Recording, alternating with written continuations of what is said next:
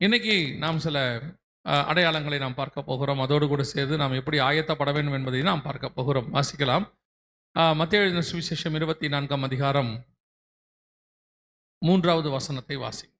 பின்பு அவர் ஒலிவ மலையின் மேல் உட்கார்ந்திருக்கையில் சீஷர்கள் அவரிடத்தில் தனித்து வந்து, இவைகள் எப்பொழுது சம்பவிக்கும்?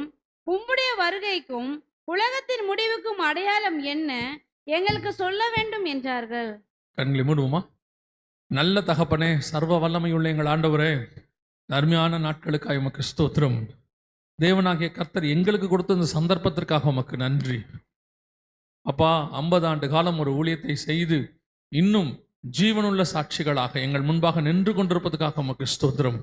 ஆண்டவரே, நாங்கள் எல்லாம் அதை பார்த்து ஆண்டவரே அந்த வாதச்சுவடுகளை பின்பற்றி நாங்களும் வர தேவனாய் கர்த்தர் எங்களுக்கு கிருபை பாராட்டுவீராக. ஆண்டவரே, இந்த 3 நாள் கூட்டங்களை கர்த்தர் பொறுப்பெடுத்துக் கொள்ளும், வழி நடத்தும், ஆசீர்வதியும். நீர் பேசும் ஆண்டவரே, நீங்க பேசுங்கப்பா, நீங்க இடைபடுங்க. இந்த 3 நாட்கள் நீங்க எங்களோடு கூட பேசுங்க ஆண்டவரே. 1ஆம் நாளை ஒப்பு கொடுக்கிறோம், 47வது நாளை ஒப்பு கொடுக்கிறோம். கர்த்தர் வழி நடத்தும். எங்கள் ஆண்டவர் இயேசு கிறிஸ்துவின் நாமத்தில் பிதாவே, அல்லேலூயா. மத்தேயு எழுதின சுவிசேஷம் 24ஆம் அதிகாரத்தில் 3வது வசனத்தில் சீஷர்கள் இயேசுவை பார்த்து கேட்கிறதான மிக முக்கியமான ஒரு கேள்வி. இந்த கேள்வியானது ஏறக்குறைய 2000 வருஷத்துக்கு முன்பாக கேட்கப்பட்டது. அந்த கேள்விக்கான பதில் தான் 2000 வருஷமா போயிட்டு இருக்கு. அந்த அதிகாரம் முழுக்க அதை பற்றி தான் ஆண்டவர் பேசுகிறாரு. அதில் குறிப்பாக நாம் இன்னைக்கு எதை பற்றி பார்க்க போகிறோம்? ஏன்னா இன்னைக்கு அந்த விஷயங்கள் நடந்துகிட்டு இருக்குது, உலக பிரகாரமாக நிறைய நடந்துகிட்டு இருக்குது. குறிப்பாக பைபிளில் சொன்ன விஷயம் நடக்கும். அப்படி இருக்கும் பொழுது நாம் அதை பார்க்கறதுக்காக தான் இந்த வசனத்தை பார்க்குறோம். மத்தேயு எழுதின சுவிசேஷம் 24ஆம் அதிகாரத்தில் அதுக்கு பதிலாக இயேசு ஒன்று சொல்லுகிறார். 6வது வசனத்தை வாசியுங்கள். யுத்தங்களையும் யுத்தங்களின் செய்திகளையும் கேள்விப்படுவீர்கள், கலங்காதபடி எச்சரிக்கையாயிருங்கள். இவைகளெல்லாம் சம்பவிக்க வேண்டியது, ஆனாலும் முடிவு உடனே வராது. இந்த வசனத்தை தான் நாம் இன்னைக்கு தியானிக்க போகிறோம். குறிப்பாக யுத்தங்களையும் யுத்தங்களின் செய்திகளையும் கேள்விப்படுவீர்கள், கலங்காதபடி எச்சரிக்கையாயிருங்கள் என்று வேதம் சொல்லுகிறது. யுத்தங்களையும் யுத்தங்களின் செய்திகள் என்று சொல்லும் பொழுது ஆண்டவர் அந்த 7 அடையாளங்கள், 4வது வசனத்திலிருந்து 9வது வசனம் வரைக்கும் 8வது வசனம் வரைக்கும் 7 அடையாளங்களை சொல்லுகிறார். அந்த அடையாளங்களில் மிக குறிப்பாக மிக முக்கியமாக 2வது அடையாளமாக இது சொல்லப்படுகிறது. யுத்தங்களையும் யுத்தங்களின் செய்திகளையும் கேள்விப்படுவீர்கள் என்று சொல்லப்படுகிறது. இது எந்த யுத்தத்தை குறித்து சொல்லுகிறது, எதை குறித்து ஆண்டவர் சொல்லுகிறார் அப்படின்னு சொல்லி பார்த்தா, இப்போ நம்ம காலத்தில் நடக்க வேண்டிய ஒரு யுத்தத்தை குறித்து தான் ஆண்டவர் பேசுகிறார். அந்த யுத்தம் தான் நீங்கள் டெய்லி பேப்பர்லையும் டிவிலையும் பார்த்துக்கிட்டே இருக்கிறீங்க. அந்த யுத்தம் நம் கண்களுக்கு முன்பாக வர தொடங்கி நடக்க ஆரம்பிச்சிருக்கு.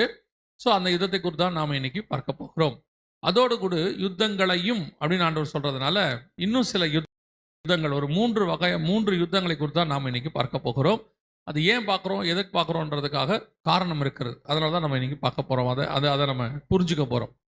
முதலாவதாக இந்த யுத்தங்கள் என்பது யாரை குறித்து, எந்த யுத்தங்களை குறித்து சொல்லப்படுகிறது அப்படின்னு பார்த்தீங்கன்னா, கடைசி காலத்தில் நடக்க வேண்டிய யுத்தமாக ஒன்று ஆண்டவர் சொல்லுகிறார். வாசிங்க, எசேக்கியேல் புஸ்தகம் 38ஆம் அதிகாரம் 8வது வசனத்தை வாசிங்கள். 38:8 வாசிங்கள். அநேக நாட்களுக்கு பிற்பாடு நீ விசாரிக்கப்படுவாய், பட்டயத்துக்கு நீங்களாகி பற்பல ஜனங்களிலிருந்து சேர்த்து கொள்ளப்பட்டு வந்தவர்களின் தேசத்தில் கடைசி வருஷங்களிலே வருவாய். நெடுநாள் பாழாய் கிடந்து, கடைசி வருஷங்களிலே நீ வருவாய் அப்படின்னு நான் சொல்லும் போது திருப்பி அடுத்த பாதி அங்கிருந்து வாசிங்க. நெடுநாள் பாழாய் கிடந்து அதுல இருந்து வாசிங்க. நான் சொல்லும் போது இப்போ இந்த வசனம் சொல்லுது, நீ கடைசி வருஷங்களிலே வருவாய் அப்படின்னு. இந்த யுத்தம் யாருக்கு விரோதமாய் வரும்? ஒரு யுத்தம் வரப்போது ஒரு எதிரியை பார்த்து ஆண்டவர் சொல்றார், நீ வருவ அப்படின்னு சொல்றார். யாருக்கு விரோதமா வருவ அப்படின்னு கேட்டா, அதே அதிகாரம் 16வது வசனத்தை வாசி. நீ தேசத்தை கார்மேகம் போல் மூட, என் ஜனமாகிய இது சம்பவிக்கும். ஒரு தடவைக்கு 2 தடவை ஆண்டவர் சொல்றாரு, கடைசி வருஷம் கடைசி நாட்களில் இந்த யுத்தம் நடக்கும். கடைசி வருஷம் கடைசி நாட்கள் என்பது எதை குறிக்கிறது, பொதுவாக எதை குறிக்கிறது அப்படின்னு சொல்லி நீங்க பாத்தீங்கன்னா, ஒவ்வொரு காலகட்டத்திலும் ஒரு கடைசி காலம் இருக்குது. எல்லா காலத்திலும் ஒரு கடைசி காலம் இருக்கு. உதாரணமா ஆதாமில இருந்து நோவா காலம் வரைக்கும் பாத்தீங்கன்னா அவங்களுக்கு கடைசி காலம் எதுனா ஜலப்பிரளயம். அவர் என்ன பிரசங்கம் பண்ணியிருப்பாரு? நீதியை பிரசங்கித்தவனாகிய நோவா. அப்போ அவர் என்ன பிரசங்கம், அவருடைய காலம் என்னவா இருக்கும், என்னவா பேசியிருப்பாரு? உலகம் முடிவடைய போது, ஜலப்பிரளயம் வரப்போது, உலகம் அழிய போது, வாங்க அப்படிம்பாரு. அதான் அவங்களுக்கு கடைசி காலம். ஸோ அதே மாதிரி இப்போ எலியாலாம் இருக்கிறாரு, அல்லது யோவான் ஸ்நானகன் இருக்கிறாரு, வழியை ஆயத்தம் பண்றவங்க. இவங்க 2 பேரும் ஒரே ஆவியுடையவர்கள், வழியை ஆயத்தம் பண்றாங்க. இவங்க என்ன பிரசங்கம் பண்ணியிருப்பாங்க? மேசியா வரப்போறாரு, உலகம் முடிவடைய போது, அவர் ராஜ்யம் வரப்போது, இதான் கடைசி காலம். அதனாலதான் எலிசா கேட்கிறாரு, திராட்சை தோட்டங்களையும் ஒலிவ தோப்புகளையும் வீடுகளையும் தோப்புகளையும் வாங்குவதற்கு இது காலமா அப்படின்னு சொல்லி கேட்பார். ஸோ அவங்க அதை கடைசி காலம் அப்படின்னு சொல்றாங்க. ஒவ்வொரு காலகட்டத்திலும் ஒரு கடைசி காலம் என்று இருக்கிறது. ஒரு ஒரு யுகம் முடிவு அப்படின்னு சொல்லுவாங்க. அதே மாதிரி நமக்கு ஒரு கடைசி காலம் இருக்கிறது. நமக்கு கடைசி காலம் எது அப்படின்னு கேட்டீங்கன்னா, இயேசு வந்து சபையை அழைத்து கொண்டு போவது, அதான் கடைசி காலம் என்று நான் பார்க்கிறோம். உம்முடைய வருகைக்கும் உலகத்தின் முடிவுக்கும் அடையாளம் என்ன, அதான் கடைசி காலம். ஆனால் அந்த கடைசி காலத்துக்கான அடையாளம் என்ன, இது கடைசி காலம்ங்கிறது தெரிஞ்சுக்கிறதுக்கு அடையாளம் என்னன்னு கேட்டீங்கன்னா, நிறைய அடையாளம் இருக்கு.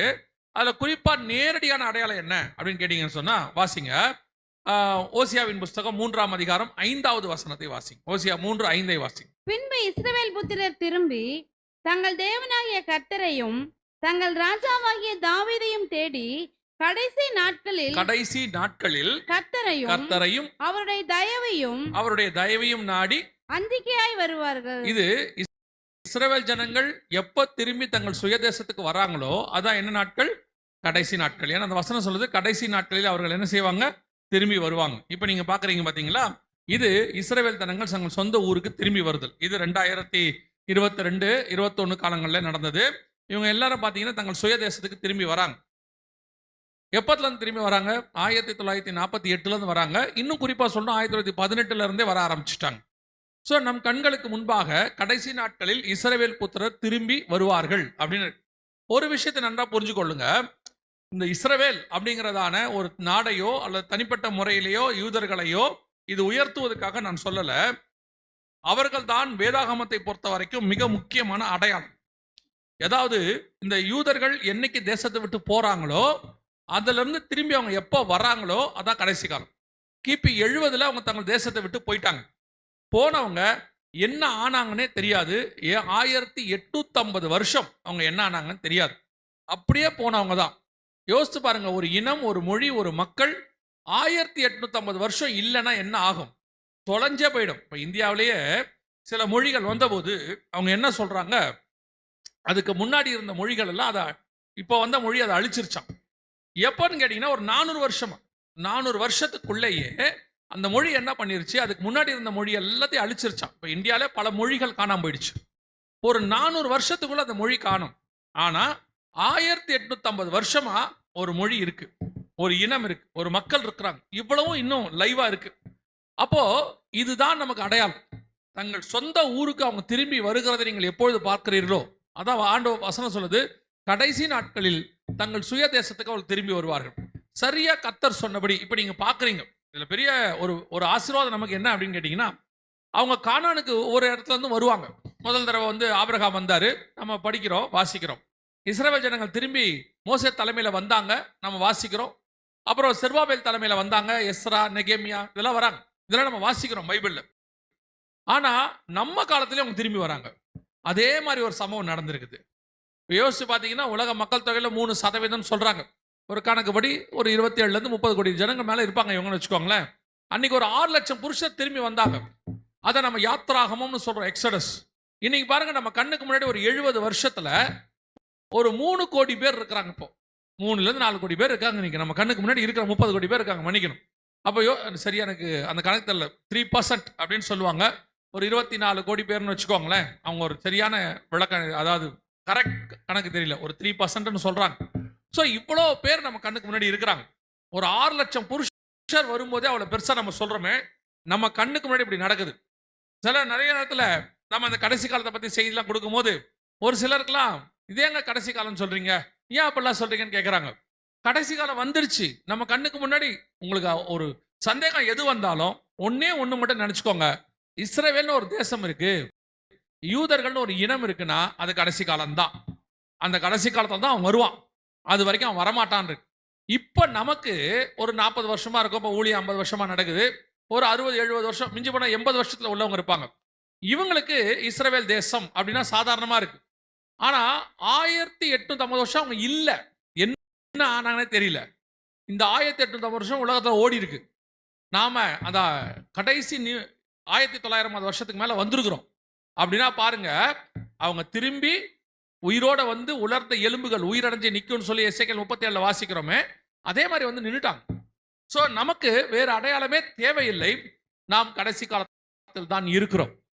ஆண்டவர் சொன்னபடி ஏசாயா 43 சொல்றாருல, வடக்கை பார்த்து கொடு என்றும் தெற்கை பார்த்து வைத்திராதே என்று நான் சொல்லுவேன் அப்படின்னு சொல்ற அந்த தீர்க்க தரிசனம் கண்களுக்கு முன்பாக நிறைவேறிடுச்சு. இதெல்லாம் வந்து ஆண்டவருடைய தீர்க்க தரிசனம் நம்ம கண்ணுக்கு முன்னாடி ஜீவனோட நிறைவேறது. நாம் அதை இன்சிடென்ட் ஒரு சம்பவமா பார்க்கிறோம். ஆனா பைபிள்ல இதே நம்ம தீர்க்க தரிசனமா பார்க்கிறோம். 430 வருஷம் கழிச்சு ஜனங்க கானானுக்கு வருவாங்கன்னு ஆபிரகாம் சொன்னாரு. சொன்னபோது அன்றைய தினமே அவர்கள் புறப்பட்டு வந்தார்கள் அப்படின்னு உடனே நம்ம எக்ஸோடஸ் யாத்ராகமம் அப்படின்னு சொல்லி அதை நம்ம தியானிக்கிறோம். அதே மாதிரி ஒரு சம்பவம் தான் இது. அதே மாதிரி ஒரு சம்பவம் நம்ம கண்ணுக்கு முன்னாடி நடந்திருக்குது. நாம அந்த காலத்து ஜனங்களாக இருக்கிறோம். நம்ம கண்ணுக்கு முன்னாடி தீர்க்க தரிசனம் நடந்திருக்கு. எனவே நாம் கடைசி காலத்தில் தான் இருக்கிறோம். நம்ம கண்ணுக்கு முன்னாடி கர்த்தர் சொன்னபடியே துல்லியமாய் தீர்க்க தரிசனம் என்ன இருக்குது, நிறைவேறி விட்டது.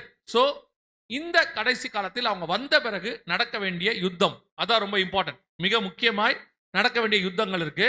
நீங்க வாசிச்ச எசேக்கியேல் 38:8 இருக்கு இல்லையா, அது கடைசி நாட்களில் நடக்கும் அப்படின்னு இருக்கு.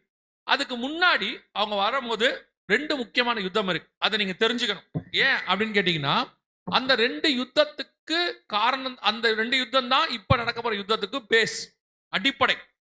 அதனுடைய விளைவு தான் இப்ப வந்திருக்குது. சோ நீங்க அதையும் தெரிஞ்சுக்கிட்டாதான் உங்களுக்கு சில காரியங்கள் புரியும். முதலாவது ஒரு காரியத்தை வாசிக்கணும். முதலாவது ஒரு யுத்தம் நமக்கு தெரியணும். அதுக்கு முன்னாடி இஸ்ரவேல் ஜனங்களை பார்த்து கர்த்தர் சொன்னதான மிக முக்கியமான வார்த்தை வாசிங்க. ஏசாயா தீர்க்கதரிசன புத்தகம் 43ஆம் அதிகாரம் 5வது வசனத்துல இருந்து வாசி. பயப்படாதே, நான் உன்னோட இருக்கிறேன். நான் உன் சந்ததியை கிழக்கிலிருந்து வரப்பண்ணி உன்னை மேற்கிலும் இருந்து கூட்டி சேர்ப்பேன். நான் வடக்கை நோக்கி கொடு என்றும் தெற்கை நோக்கி வைத்திராதே என்றும் சொல்லி தூரத்திலிருந்து என் குமாரரையும் பூமியின் கடையாந்தரத்திலிருந்து என் குமாரத்திகளையும் நான் என் மகிமைக்கென்று சிருஷ்டித்து உருவாக்கி படைத்து என் நாமம் தரிக்கப்பட்ட யாவரையும் கொண்டு வா என்பேன். அப்ப இந்த தீர்க்கதரிசனம் தான் இப்ப நீங்க பார்த்தது. இது நிறைவேறுவதற்கு காரணமா இருந்தது என்னன்னு கேட்டீங்கன்னு சொன்னா, பால்ஃபர் டிக்ளரேஷன். அப்படின்னா என்னங்க அப்படின்னு கேட்டீங்கன்னா, முதல் உலக யுத்தம் நடந்துச்சு. கொஞ்சம் சம்பவங்கள்லாம் கேளுங்க. ஏன்னா உங்களுக்கு தெரியணும், பைபிள் ஆண்டவர் செஞ்ச காரியங்களை நம்ம படிக்கிறோம், எப்படி எப்படிலாம் செய்யறாருன்னு பார்க்குறோம்.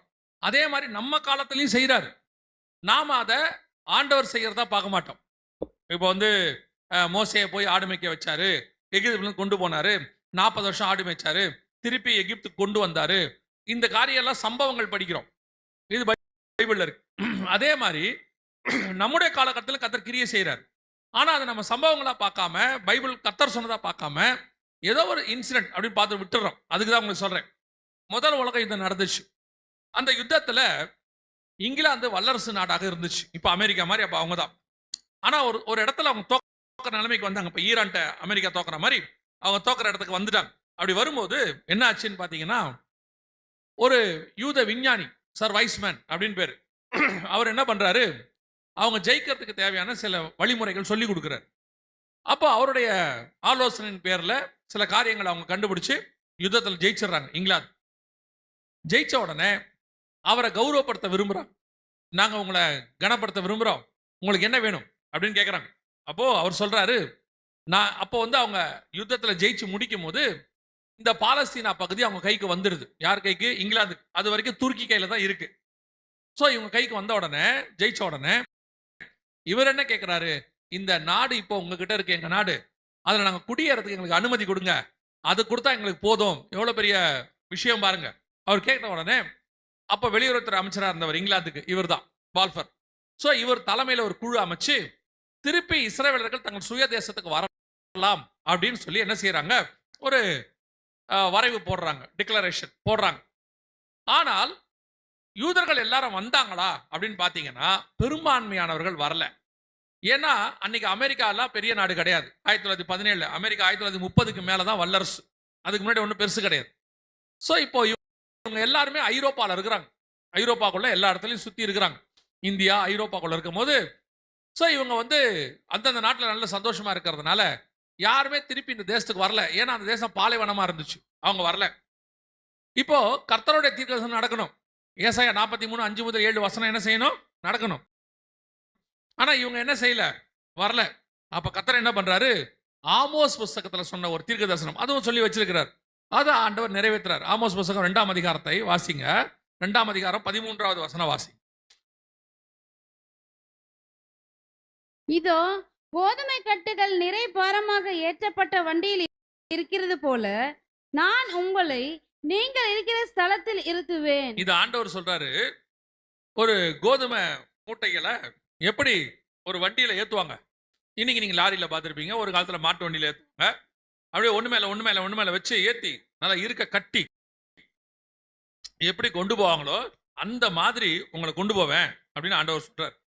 இந்த தீர்க்க தரிசனம் எப்ப நடந்துச்சுன்னா, ஆண்டவர் 1918 வர சொன்னார். இவங்க வரல. அவங்கவுங்க நாட்டுல எங்கெங்க இருந்தாங்களோ அங்கேயே சந்தோஷமா இருக்கிறாங்க. நாங்க வரமாட்டோம் அப்படின்னு சொல்லி சொல்றாங்க. இப்ப கர்த்தர் என்ன பண்றாரு, அந்த நாடுகள் எல்லாம் யூதர்களுக்கு எதிரான ஆட்களை எழுப்புறாரு. ஜெர்மனியில ஹிட்லர் வராரு, ரஷ்யாவில் ஒரு சர்வாதிகாரி ஸ்டாலின் வராரு, இந்த பக்கம் இத்தாலியில முசோலினி வராரு. இப்படி யூத எதிர்ப்பு கொள்கை திடீர்னு அதிகரிக்குது. ஒரு விஷயத்தை நல்லா புரிஞ்சுக்கோங்க, கர்த்தர் உங்கள் பட்சத்தில் இருந்தால் உங்களை சுற்றிலும் தேசம் அமைதலாக இருக்கும்.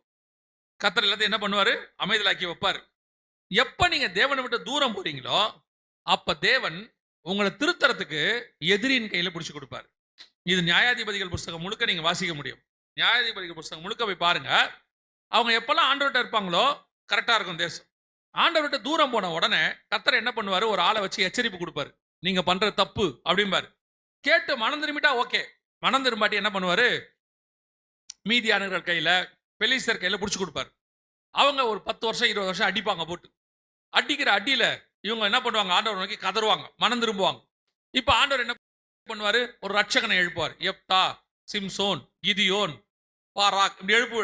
இப்போ அவங்க வந்து என்ன பண்ணுவாங்க, விடுதலையாக்குவாங்க. கொஞ்ச நாள் ஒழுங்கா இருப்பாங்க. திருப்பி ஆண்டவர்கிட்ட என்ன பண்ணுவாங்க, தூரம் போவாங்க.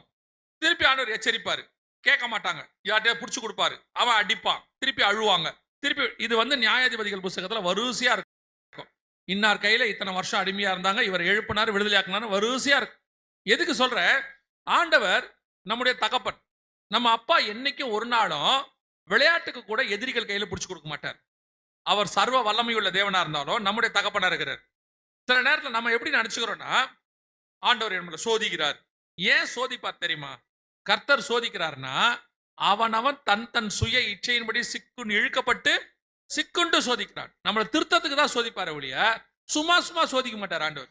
சரி சும்மா தான் போயிட்டு இருக்கு, கொஞ்சம் பிடிச்சு கொடுப்பேன் இவனை அப்படின்னு கொடுக்கவே மாட்டார். ஏதோ குறை இருக்கும், அதை நமக்கு நிவர்த்தி பண்ண சொல்லுவார். ஃபர்ஸ்ட் கேட்க மாட்டோம், நிவர்த்தி பண்றத பிடிச்சு கொடுப்பாரு. பல நேரத்தில் அதான் நடக்கும். அதே மாதிரி தான் இஸ்ரவேல் ஜனங்கிட்ட சொன்னார், சுயதேசத்துக்கு வந்துருங்க, தேசத்தை கொடுத்தாச்சு. 1918 கொடுத்தாரு. கிட்டத்தட்ட 20 வருஷம் 30 வருஷம் இவங்க வரவே இல்லை. ஆண்டவர் பார்த்தாரு, சுத்தி எதிரி எழுப்பி விட்டார். தேசத்துல இருந்த அமைதி மொத்தம் போச்சு. இவன் நினைச்சுக்கிட்டான், யூதன் நாம 1000 வருஷம் 2000 1500 800 வருஷமா யூரோப்ல இருக்கிறோம், நாம ஜெர்மனியில இருக்கிறோம், ரஷ்யாவில் இருக்கிறோம், சந்தோஷமா இருக்கிறோம், நம்ம தான் பேங்கிங், நம்ம கையில தான் நாடு இருக்குது, அதெல்லாம் ஒண்ணு யாரும் நம்மளை அசைக்க முடியாது அப்படிமா. ஆண்டவர் நினைச்சாருன்னா 10 வருஷத்துல மொத்தத்தையும் க்ளோஸ் பண்ணிடுவார். ஒரு நாட்டை துபாயை உருவாக்குறதுக்கு 50 வருஷம் ஆச்சு, 50 வருஷத்துக்கு மேல ஆச்சு. ஒரே மாசத்துல கொலாப்ஸ் ஆயிடுச்சு. நல்லா தெரிஞ்சுக்கோங்க, தேவனோடு நீங்கள் இருந்தால் தேவன் நீங்கள் என்ன நிலைமையில் இருந்தாலும் உங்களை பத்திரமாய் பாதுகாத்துருவார். ஆனா வார்த்தைக்கு கீழ்படியில கர்த்தர் உங்களை அடிக்கல மாட்டாரு, கொஞ்சம் ஒதுங்கி நிப்பார், அவ்வளவுதான். பாதுகாப்பு இல்ல, பிசாசு உள்ள புந்து அடி நவுத்தி எடுத்துருவான். எப்பவுமே கர்த்தர் சொல்ற வார்த்தைக்கு கீழ்படியணும். ஒருவேளை அவர் சொல்லும் போது அது நமக்கு கொஞ்சம் கஷ்டமா இருக்கும். நம்மள கானானுக்கு போக சொல்றாரு, கானான் வனாந்தரமாச்சே, அங்க யார் இருப்பா. நல்லா புரிஞ்சுக்கோங்க, உங்களை கர்த்தர் கானானுக்கு போக சொல்றாருன்னா உங்களுக்கு தேவையான மன்னாவையும் உங்களுக்கு தேவையான தண்ணியையும் உங்களுக்கு தேவையான மேகஸ்தம்பம் அக்கினி ஸ்தம்பம் காடை எல்லாத்தையும் ரெடி பண்ணிட்டு தான் கர்த்தர் போக சொல்லியிருப்பார். ஆண்டவர் உங்களை கை விட்டுட்டு வேடிக்கை பார்க்கிற தேவனே கிடையாது. எனக்கு ஆண்டவர் சொல்லி கொடுத்தார், வனாந்தரத்துல ஒரு துஷ்ட மனுஷன் தண்ணிக்காக அழுத போது ஒரு இஸ்மவேலுக்கு ஒரு நீரூற்றை கர்த்தர் உண்டாக்குவாரானால் தேவனுடைய ஜனமாகிய உங்களுக்கும் எனக்கும் கர்த்தர் எப்படி கைவிடுவார்? அல்லேலூயா. பல நேரங்களில நீங்களும் நானும் தான் ஆண்டவரை விட அறிவாளி மாதிரி யோசிக்கிறது. ஆண்டவர் சொல்றாரு தான், சிலர்லாம் சொல்லுவாங்க, ஆண்டவர் சொல்றாருங்க ஊழியத்துக்கு வர சொல்லி ஜோம் பண்ணிக்கிட்டு இருக்கிறேன் அப்படிமா. எதுக்கு ஜோம் பண்றீங்க? இல்ல ஆண்டவர் சொல்லிட்டாரு, நீங்க ஜோம் பண்ணி கன்ஃபார்ம் பண்ணுங்க, வேணான்னு சொல்லல. 30 வருஷமா கன்ஃபார்ம் பண்ணுவாங்க, 40 வருஷமா கன்ஃபார்ம் பண்ணுவாங்க. எப்போ பார்த்தாலும் சொல்லுவாங்க, ஆண்டவர் ஊழியத்துக்கு கூப்பிட்டு இருக்கிறாரு, ஜோம் பண்ணிக்கிட்டே இருக்கிறோம். என்னத்துக்கு? இவங்களுக்கு பயம். ஏன்னா ஆண்டவர் கூப்பிடுறாரு. இப்போ 2 பிள்ளைங்க இருக்குது, ஊழியத்துக்கு வரோமே யார் பாப்பா? ஏங்க, ஒரு 6,00,000 புருஷர், மனைவி, பிள்ளைகள், ஆடு மாடுகளை 40 வருஷம் கத்தர் போஷிப்பாரானால் உங்க 4 பேரை கத்தர் போஷிக்க மாட்டாரா? தேவனை நோக்கி பார்த்தவர்கள் ஒரு நாளும் வெட்கப்பட்டு போனதே இல்லை. நான் சொல்லுவேன், தேவனை நம்பி கெட்டவன் ஒருவனும் இல்லை, தேவனை நம்பாம கெட்டவன் தான் இருக்காங்க. ஆண்டவர் ஒரு விஷயத்தை செய்ய சொன்னா சொல்லி செய்யுங்க, தைரியமா செய்யுங்க. எதை செய்ய சொன்னா தைரியமா செய்யுங்க. ஆண்டவர் காட்டுக்கு போக சொல்றாரா, போங்க. நான் ஒன்று விளையாட்டுக்கெல்லாம் சொல்லல. கத்தர் சொல்றாரா, போங்க. வேலையை விட்டு வர சொன்னாரா, வாங்க. வேலையை விட்டு வர சொன்னார்னா அவர் எல்லாம் ரெடி பண்ணிட்டு தான் வர சொல்லியிருப்பாரு. ஆண்டவர்கிட்ட ரொம்ப பிடிச்ச விஷயம் என்ன தெரியுமா? எரேமியா 2:2 ஒன்று சொல்லுவார் பாருங்க. வாசிங்க, எரேமியா 2:2 வாசிங்க பார்ப்போம். நீ போய் எருசலேமின் செவிகள் கேட்கும்படி கூப்பிட்டு சொல்ல வேண்டியது என்னவென்றால், விதைக்கப்படாத தேசமாகிய வனாந்திரத்திலே விதைக்கப்படாத தேசமாகிய வனாந்தரத்திலே நீ என்னை பின்பற்றி வந்த உன் இளவயதின் பக்தியையும். எது இளவயது பக்தி அப்படின்னா என்ன அர்த்தம்னா, நான் ஒரு நாள் கூப்பிடும் போது நீ ஏன் எதுக்குன்னு கேட்காம வந்தவர். அதைத்தான் ஆண்டவர் சொல்வார் வெளிப்படுத்தல் 2ல, நீ ஆதியிலே கொண்டிருந்த அன்பை விட்டாய் என்று உன் பேரில் எனக்கு ஒரு குறை உண்டு. அப்படி அர்த்தம் என்ன? நீ நம்பி வந்தவர். உன் வாலிப பிராயத்துல படிச்சாலும் படிக்காவிட்டாலும் கர்த்தர் சொல்லிட்டாரியா, உனக்கு என்னடா எதிர்காலம் இருக்கு? அடுத்த கேள்வி கேட்பாங்க எல்லாரும். இப்படி இயேசுநாதருக்கு பின்னாடி போனா என்ன செய்ய போற?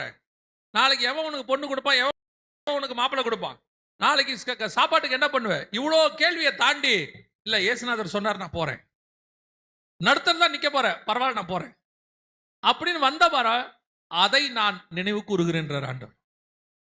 அன்னைக்கு நம்ம எப்படி வந்தோம் நமக்கே, அதுவும் சொல்லுவேன், அதுவும் கிருபையே, அதுவும் கிருபையே. ஆவியானவர் அப்படியே குதிரைக்கு கடிவாளம் போட்ட மாதிரி கூட்டு வந்துட்டார் நம்மளையெல்லாம். இப்போ நான் இதை சொல்றேன், ஐயாவை கேட்டீங்கன்னா சாட்சி அதை விட பயங்கரமா இருக்கும். 50 வருஷத்துக்கு முன்னாடி எப்படி வந்தாரு, என்ன நோக்கம், எப்படி ஆண்டவர் கூப்பிட்டாரு, என்ன தைரியத்துல இறங்கி கீழே வாதா வேலை பார்த்தாங்க, அதெல்லாம் ஆண்டவருக்கு தான் தெரியும். ஆனா அவர் என்ன சொல்றாரு, நீ இந்த டே 1ல நம்பின பாரு என்ன, அதை நான் நினைவு கூறுகிறேன். உன் இளவயது பக்தி, அதை தான் சொல்றேன். நீங்க ஆண்டவரை நோக்கி காலை வைங்க, ஆண்டவர் ஒரு நாளும் கைவிடுகிற தேவனே அல்ல. இன்னும் நான் ஒரு படி மேல போய் சொல்றேன். ஒருவேளை சிலருக்குலாம் இந்த சந்தேகம் இருக்கும், அழைப்பு பெறாம வந்துட்டோமோ. சரி, நான் இப்படியே கேட்கிறேன், அழைப்பு பெறாம வந்துட்டோன்னு வச்சுக்கோங்களேன். இப்ப ஆண்டவர் சொல்றாரு, அறுப்போ மிகுதி ஆட்களோ குறைவு, அறுப்புக்கு ஆட்களை அணுக்கும்படி யார் இடத்துல வேண்டிக் கொள்ளுங்கள், பிதாவின் இடத்துல வேண்டிக் கொள்ளுங்கள். சரி, நீங்க வந்துட்டீங்க அதனால வேணான்றவரா? அவருக்கே ஆள் வேணுங்கிறாரு. அவர் கூப்பிட்டு வராதவங்களுக்கு மத்தியில நீங்க வாலண்டியரா வந்துட்டீங்கன்னு வச்சுப்போம். அதனால என்ன சொல்லுவாரு, நீ நான் கூப்பிடாம வந்த, ஏன் வந்த, நடுத்தர நில்லு, நாசமா போ அப்படின்னு நான் சொல்ல போறாரு? ஏங்க, ஒருத்தர் நம்ம வீட்டுக்கு தெரியாம திடீர்னு ஒருத்தர் வந்து தண்ணி கேட்கிறாரு, கொடுக்க மாட்டோம் நம்ம. யாரு, உங்க குலம் என்ன, உங்கள் கோத்திரம் என்ன, உங்கள் மொழி என்ன, எந்த ஊருக்கு ஏதாவது கேட்கறோமா? தண்ணி கேட்டா கொடுக்குறோம் தானே. அதே மாதிரி நாம அவர் கையை பிடிக்கணும்னு வந்துட்டோம்னா அதுல விட்டுருவாரா? அழைப்பு பெற்று வாங்க, நான் இல்லைன்னு சொல்லல. ஒரு சில நேரத்தில் ஒரு சிலருக்கும் சந்தேகம் இருக்கு, எனக்கு ஆண்டவர் கூப்பிட்டதுல அழைப்பு இருக்கா இல்லையான்னு தெரியல. வந்துட்டீங்கல்ல, அவர் எப்படி கை விடுவாரு? அதுவும் அவர் வேலைக்கு ஆள் இல்லைன்னு சொல்றாரு. சரி, அதெல்லாமே இருக்கட்டும். சர்வ வல்லமை உள்ள தேவனை நம்பி வந்த ஒருத்தனை எப்படி விடுவார் சொல்லுங்க? அதனால ஆண்டவர் சொன்னா தைரியமா செய்யுங்க. சொன்னது கர்த்தர். அவர் கூப்பிடுறாருன்னா எல்லாத்தையும் ரெடி பண்ணிட்டு தான் கூப்பிட்டுருப்பாரு. இந்த யூதர்களுக்கு மனம் இல்லை வர்றதுக்கு. ஆண்டவர் பார்த்தாரு, கோதுமை கட்டை ஏத்துற மாதிரி உனக்கு ஏத்துறேன்னு சொல்லி எல்லா பக்கமும் எதிரியை அனுப்பிட்டாரு. இந்த தீர்க்கதரிசனம் எப்படி நடந்ததுன்னு பாத்தீங்கன்னா, இது 1930களுக்கு மேல திடீர்னு ஹிட்லர் எழுப்பி விட்டார். இவனுக்கு எங்க இருந்து தான் இந்த புத்தி வந்துச்சுன்னே தெரியாது. ஆக்சுவலா 1920களில் ஹிட்லர் ரொம்ப நல்லவன், ரொம்ப சாஃப்ட் நேச்சர். அவனை பத்தி அப்படிதான் இருக்கு பயோகிராஃபில, ரொம்ப சாஃப்ட் நேச்சர். திடீர்னு பாத்தீங்கன்னா கொடூர குணம் வந்துருச்சு. அதுவும் என்ன குணம் வந்துச்சுன்னா, யூதர்களை மேல என்ன வந்துருச்சு, அவனுக்கு கோபம் வந்துருச்சு. யூதர்களை கொல்லணும் அப்படின்னு. யோசேப்பை அறியாத ஒரு ராஜா வந்தான்னு இருக்குல்ல, அந்த மாதிரி திடீர்னு, நான் எப்பவும் சொல்றேன், இவங்க ஒழுங்கா 1918ல வந்திருந்தாங்கன்னா இந்த பிரச்சனையே வந்திருக்காது. திடீர்னு ஆண்டவர் இருதயத்தை கடினப்படுத்தி விட்டார். அவன் பார்த்தான், இங்க பாருங்க, இந்த தீர்க்கதரிசனம் எப்படி நிறைவேறுச்சுன்னு பாருங்க. ஒரு வண்டியில, ட்ரெயின்ல, அந்த காலத்துல ஒரு 60-70 பேர் போக வேண்டியதான ட்ரெயின் கம்பார்ட்மெண்ட்ல 300 பேரை ஏத்துவாங்க. 300 பேரை ஏத்தி கணவனும் மனைவியும் பிரிச்சிருவான், வேற ஒரு ஊருக்கு அனுப்பிடுவான், பிள்ளைகளை பிரிச்சிருவான். அவன் பண்ண கொடுமைலாம் இருக்கு, போய் பாருங்க, பிரிச்சிருவான். அதுக்கப்புறம் ஒவ்வொருத்தருக்கும் பேரை மாத்தி டைப் பண்ணி விட்டுருவான். அப்புறம் டைப் ரைட்டிங் தான், பேரை மாத்தி விட்டுருவான். அவங்க பேர் என்ன ஏதுன்னு கண்டே பிடிக்க முடியாது. வேற ஊருக்கு போய் இந்த பேர் உள்ளவர் கேட்டால் அந்த பேரே இருக்காது லிஸ்ட்ல. அவனுக்கு பேரை மாற்றி விட்டுருவான். அந்த மாதிரி கொடுமை. அதில் அவன் பண்ண முதல் வேலை இது. ஏற்றி ஜனங்களை விடும்போது நசுங்கிய நிறைய பேர் செத்து போயிட்டாங்களாம், மூச்சு திணறி செத்து போயிட்டாங்களாம். இது ஆமோஸ் 2:13 16 வாசிங்க பார்ப்போம். 16 ஆமோஸ் 2:16 வாசி. பலசாலிகளுக்குள்ளே தைரியவான் அந்நாளிலே நிர்வாணியாய் ஓடிப்போவான் என்று கர்த்தர் சொல்லுகிறார். ஹிட்லர் பண்ண மிக முக்கியமான இன்னொரு விஷயம் என்ன அப்படின்னு கேட்டீங்கன்னா, 60 லட்சம் யூதர்கள் அவர் கொலை பண்ணான். ஆனா பண்ணும்போது அவன் பண்ண வேலை என்னன்னா, ஏங்க 60 லட்சம் பேரையும் எரிக்க போறீங்க, எதுக்கு துணியோட எரிக்கிறீங்க? துணி வேஸ்ட் தானே, அது இருந்துச்சுன்னா நமக்கு யூஸ் ஆகுமே, அதை நாம மற்றவங்களுக்கு யூஸ் பண்ணிக்கலாமேன்னு சொல்லி கொன்ன அத்தனை பேரையும் நிர்வாணமா தான் கொன்னாவன். இது ஹிட்லர் பண்ண மிக முக்கியமான வேலை. இது அப்ப உள்ள சம்பவம். இவங்கெல்லாம் யாருன்னு கேட்டீங்கன்னா, யூத ராணுவ வீரர்கள். அந்த காலத்துல பயங்கர பலவான்களா இருந்தவங்க. அதாவது மைட்டிமென்ஸ், பணக்காரங்க, அந்த மாதிரி ஆட்கள் புடிச்சு மொட்டையடிச்சு இவங்களுடைய இதான் அப்ப உள்ளது. வேதத்தில் சொன்ன ஆமோஸ் 2:16 அப்படியே 100% கர்த்தர் சொன்னபடி துல்லியமாய் நிறைவேறுச்சு. எதனால இதெல்லாம் நடக்குது அப்படின்னா, சிம்பிளா ஒரே ஒரு விஷயம், கர்த்தருடைய வார்த்தைக்கு கீழ்ப்படியாததுனால. கர்த்தருடைய வார்த்தைக்கு கீழ்ப்படிஞ்சீங்கன்னா, புல்லு ஆடுகளுக்கு பின்னால் அலைகிறவனை ராஜாவாய் மாத்த கர்த்தர் வல்லமை உள்ளவராய். ஆனா கர்த்தருடைய வார்த்தைக்கு கீழ்ப்படியில ராஜாவை உட்கார்ந்து இருக்கிறவனையும் புல்லுமைய வைக்க கர்த்தரால் முடியும். அல்லேலூயா. இப்பவும் சொல்லிட்டு நான் அடுத்த பாயிண்ட்டுக்கு போறேன். தேவன் ஒரு காரியத்தை உங்களுக்கு சொன்னால் தைரியமாய் செய்யுங்கள். ஏன்னா சொல்லுகிறது கர்த்தர் சர்வ வல்லமை உள்ள தேவன். அவரை நோக்கி பார்த்தவர்கள் வெட்கப்பட்டு போனதே இல்லை. ஆமென். ஆண்டவர் சொன்னபடி இப்போ இவங்க அடின்னு அடிச்ச பிறகுதான் இவங்களுக்கு ஒரு எண்ணம் வந்துச்சு, நாம சொந்த தேசத்துக்கு போனாதான் நல்லது அப்படின்னு சொல்லி. இது 1936 நடக்கிற சம்பவம். 43 வரைக்கும் 2ஆம் உலக யுத்தம். யூதர்கள் 60 லட்சம் பேர் கொலை செய்யப்பட்டார்கள். அவர்கள் அதுக்கு பிறகு போய் தங்களுக்கு கொடுத்த நாடு, 1918 கொடுத்த நாடை மீண்டும் உருவாக்கி 1948 அவர்கள் என்ன பண்ணாங்க, தனி நாடு. ஆண்டவர் சொன்னார் இல்லையா, உன்னை மீண்டும் கூட்டி சேர்ப்பேன் அப்படின்னு சொன்னார்ல, அந்த தீர்க்கதரிசனம் நிறைவேறுச்சு. மத்தேயு 24:32-33 வாசிங்கன்னா, அத்தி மரத்தினால் ஒரு ஓமையை கற்றுக்கொள்ளுங்கள், அதில் இளங்கிளை தோன்றி துளிர் விடும் பொழுது வசந்த காலம் சமீபமாயிற்று என்று அறிவீர்கள். அப்படியே இவைகளை எல்லாம் நீங்கள் காணும் போது அவர் வாசலருகிறே வந்திருக்கிறார் என்று அறிவீர்கள். அந்த தீர்க்க தரிசனம் அத்தி மரம்னா இஸ்ரவேல் தேசத்துக்கு அடையாளமாக இருக்கிறது. வேதத்துல 3 மரம் இருக்கும், ஒலிவ மரம், அத்தி மரம், திராட்சை செடி. அதுல அத்தி மரம் இஸ்ரவேல் தேசத்துக்கு அடையாளமாக இருக்கிறது. சோ அத்தி மரம் துளிர்க்கும் பொழுது இஸ்ரவேல் தேசம் உருவாகும் போது இளங்கிளை தோன்றி, இளங்கிளைனா ஏசாயா 11:1 படி அதில் முதல் ராஜா வருகிறதை நீங்கள் பார்க்கும் பொழுது வசந்த காலம் சமீபம். ஆண்டவர் சொன்னபடியே இஸ்ரவேல் தேசம் 1948 மே மாசம் 14ஆம் தேதி உருவாச்சு. ஏசாயா 43 மத்தேயு 24 எல்லாம் தீர்க்க தரிசனங்கள் தான் துல்லியமாய் நிறைவேறி விட்டது. ஆனால் இவங்க உருவாகிறத சுத்தி இருக்கிற 7 நாடுகள், அன்னைக்கு உள்ள லெபனான், ஈஜிப்ட், ஜோர்டான், இந்த மாதிரி நாடுகள்லாம் ஒத்துக்க மாட்டேன்ட்டாங்க. இஸ்ரவேல் தேசம் வரதை நாங்கள் ஒத்துக்க மாட்டோம், இங்க பாலஸ்தீனர்கள் தான் இருக்கணும், இது அரபு தேசம், அரபியர்கள் தான் இருக்கணும், இந்த இஸ்ரவேல்காரங்க வரக்கூடாது அப்படின்னு சொல்லிட்டு ஒரு 7 நாடுகள் சேர்ந்து யுத்தம் அனௌன்ஸ் பண்ணாங்க. என்னைக்குன்னு கேட்டீங்கன்னா, இது சுதந்திரம் அடைஞ்சது 14, யுத்தம் 15, மறுநாள் ஒரே நாள்ல யுத்தம் அவங்களுக்கு அனௌன்ஸ் பண்ணிட்டாங்க.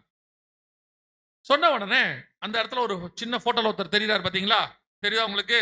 அவர் தான் டேவிட் பென்கூரியன், இஸ்ரேலுடைய முதல் பிரதமர். அவர் என்ன பண்ணாரு, அன்னைக்குள்ள ரேடியோல பேசினார். என்ன சொன்னாருன்னா, நாம ஒரு 1918 இருந்து 48 வரைக்கும் 30 வருஷமா இங்க அரபியர்களும் யூதர்களும் சகோதரர்களாக இருக்கிறோம். அப்படி இருக்கும் பொழுது இந்த யுத்தம் ஒண்ணு வருது, 7 நாடுகள் வராங்க. சோ இந்த யுத்தத்தை உள்ள இருக்கிற நாம சேர்ந்து சந்திப்போம், பாலஸ்தீனர்களும் யூதர்களும் சேர்ந்து சந்திப்போம். யுத்தம் முடிஞ்ச பிறகு ஏதாவது பிரச்சனைகள் இருக்குன்னா பேசி தீர்த்துக்கலாம், இப்ப நம்ம சேர்ந்து யுத்தம் பண்ணுவோம்னு சொன்னாங்க. ஆனா அந்த 7 நாடுகள் என்ன சொல்லுச்சு, உள்ள இருக்கிற பாலஸ்தீனர்கள் மத ரீதியா எங்களுடைய சகோதரர்கள், நாங்க யுத்தம் பண்ணா உங்களை சாகடிக்க வேண்டி வரும், நீங்கள யாராவது என்ன பண்ணுவீங்க, குண்டுல சாவீங்க, அதனால நாங்க உங்களை சாகடிக்க விரும்பல. நீங்க என்ன பண்ணுங்க, நீங்க இருக்கிற இடத்துலயே கொஞ்சம் வெளியே வந்துருங்க, எல்லைகளை விட்டு. யுத்தம் 1 நாள் 2 நாள்ல முடிஞ்சிடும். ஏன்னா இஸ்ரவேல் உருவாகி எவ்வளவு நாள் ஆகுது, 1 நாள் தான் ஆகுது, குழந்தை 1 நாள் குழந்தை. சோ நாங்க என்ன பண்ணிடுவோம், 7 நாடுகளும் பெரிய நாடுகள், முதல் உலக யுத்தம் 2ஆம் உலக யுத்தத்துல பார்த்தவங்க. அவங்க சொன்னாங்க, நாங்க என்ன பண்ணுவோம், 2 நாள்ல இந்த யுத்தத்தை முடிச்சிருவோம், திருப்பி நாட்டை பழையபடி உங்ககிட்டயே கொடுத்துட்றோம், யூதர்களை அழிச்சிருவோம் அப்படின்னு உடனே இந்த உள்ள இருந்த பாலஸ்தீனர்களுக்கு யாரை நம்புறதுன்னு தெரியல. இவன் யூத கிட்டத்தட்ட ஒரு நாள் குழந்தை, ஆனா அவங்க 7 பெரிய நாட்டு ஜெயின்ஸ் சண்டை போட போறாங்க. சரின்னு சொல்லிட்டு என்ன பண்ணாங்க, அவங்க இந்த 7 நாட்டோட பேச்சை கேட்டுக்கிட்டு வெளியே போனாங்க. இப்போ யுத்தம் ஆரம்பிச்சது. அதான் த வார் ஆஃப் இண்டிபெண்டன்ஸ் அப்படின்னு சொல்லுவாங்க. 1948 மே மாசம் 15ஆம் தேதி யுத்தம் ஆரம்பிச்சிச்சு. கிட்டத்தட்ட 7 நாடுகள் இஸ்ரேலுக்கு விரோதமா எழும்புனாங்க. எழும்பி அவங்களை அடிச்சிடலாம் அப்படின்னு முடிவு பண்ணாங்க. ஆனா அப்படி அவங்களால முடியல. யுத்தம் ஒரு நாள் அல்ல, 2 நாள் அல்ல, 1 மாசம் அல்ல, 2 மாசம் அல்ல, 2 வருஷம் போச்சு. 1950 வரைக்கும் யுத்தம் போச்சு. இந்த 2 வருஷத்துல யூதர்களை ஜெயிக்க அவர்களால முடியவே இல்லை. யூதர்கள் பார்க்கறதுக்கு தான் சின்ன நாடு, ஒரு குட்டி நாடு, ஒரு நாள் உருவான நாடு, ஆனால் பயங்கர ஸ்ட்ராங்கா இருந்தாங்க. யுத்தம் பெருசா நடந்துச்சு. ஆனால் இதை என்ன சொல்லுவாங்கன்னு கேட்டீங்கன்னா, யூதர்கள் ஜெயிக்கிறதுக்கு காரணம் யூதர்கள் அல்ல. ஏன்னா அவங்க உருவாகி ஒரு நாள் தான் ஆச்சு.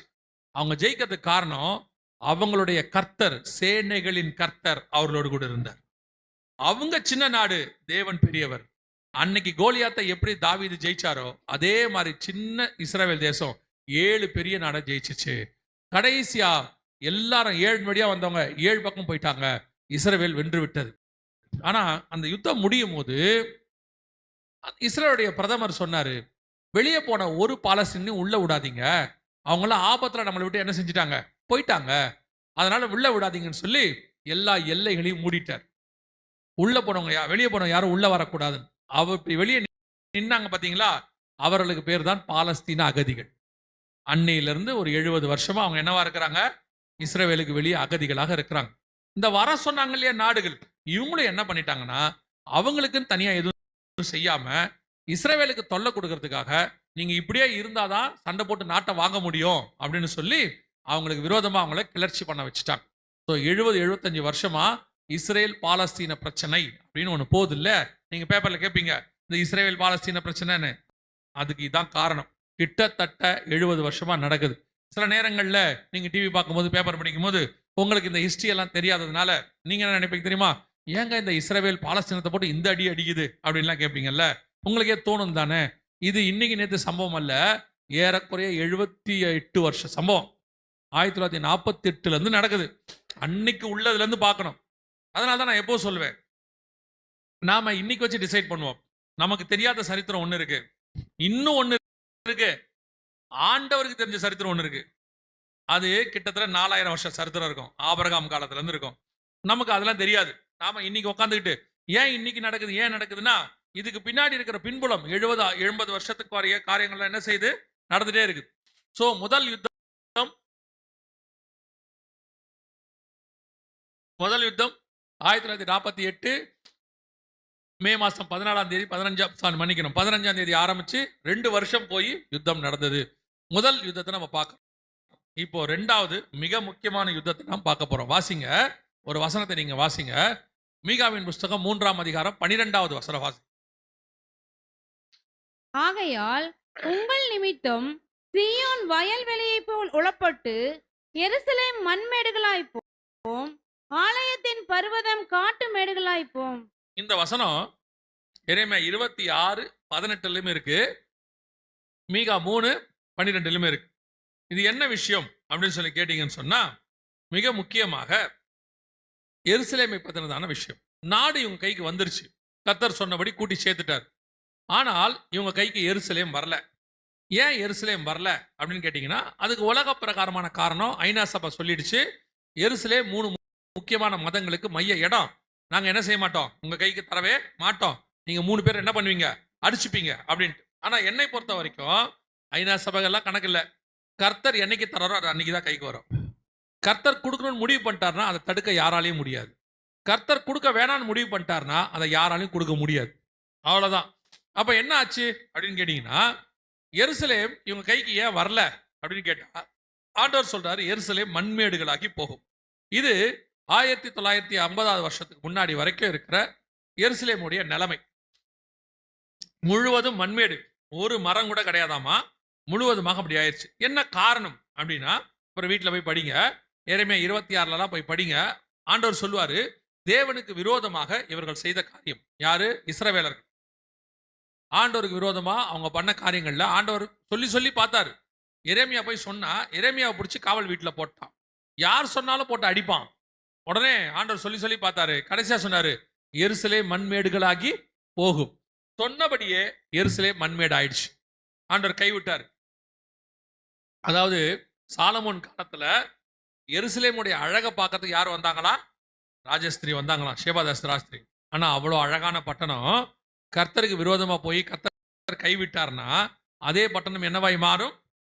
மண்மேடுகளாகி போகும். சில நேரங்கள்ல நமக்கு காரணம் தெரியாது, ஏன் இப்படி நடக்குதுன்னு. பின்னாடி என்ன இருக்குதுன்னு பார்க்கணும். எருசலேமுக்கே இதான் நிலைமைனா மற்ற பட்டணங்கள்லாம் யோசிச்சு பாருங்களேன். சொன்னபடி எருசலேம் மண்மேடாகி போயிடுச்சு. ஆனா அதே ஆண்டவர் சொல்றாரு, நான் திருப்பி அவர்களை என்ன பண்ணுவேன்? கட்டுவேன், உருவாக்குவேன், அதே ஸ்தானத்துக்கு கொண்டு வருவேன்றார். வாசிங்க சகரியாவின் புஸ்தகம் 12ஆம் அதிகாரம். சகரியாவின் புஸ்தகம் 12ஆம் அதிகாரம் 6வது வசனத்தை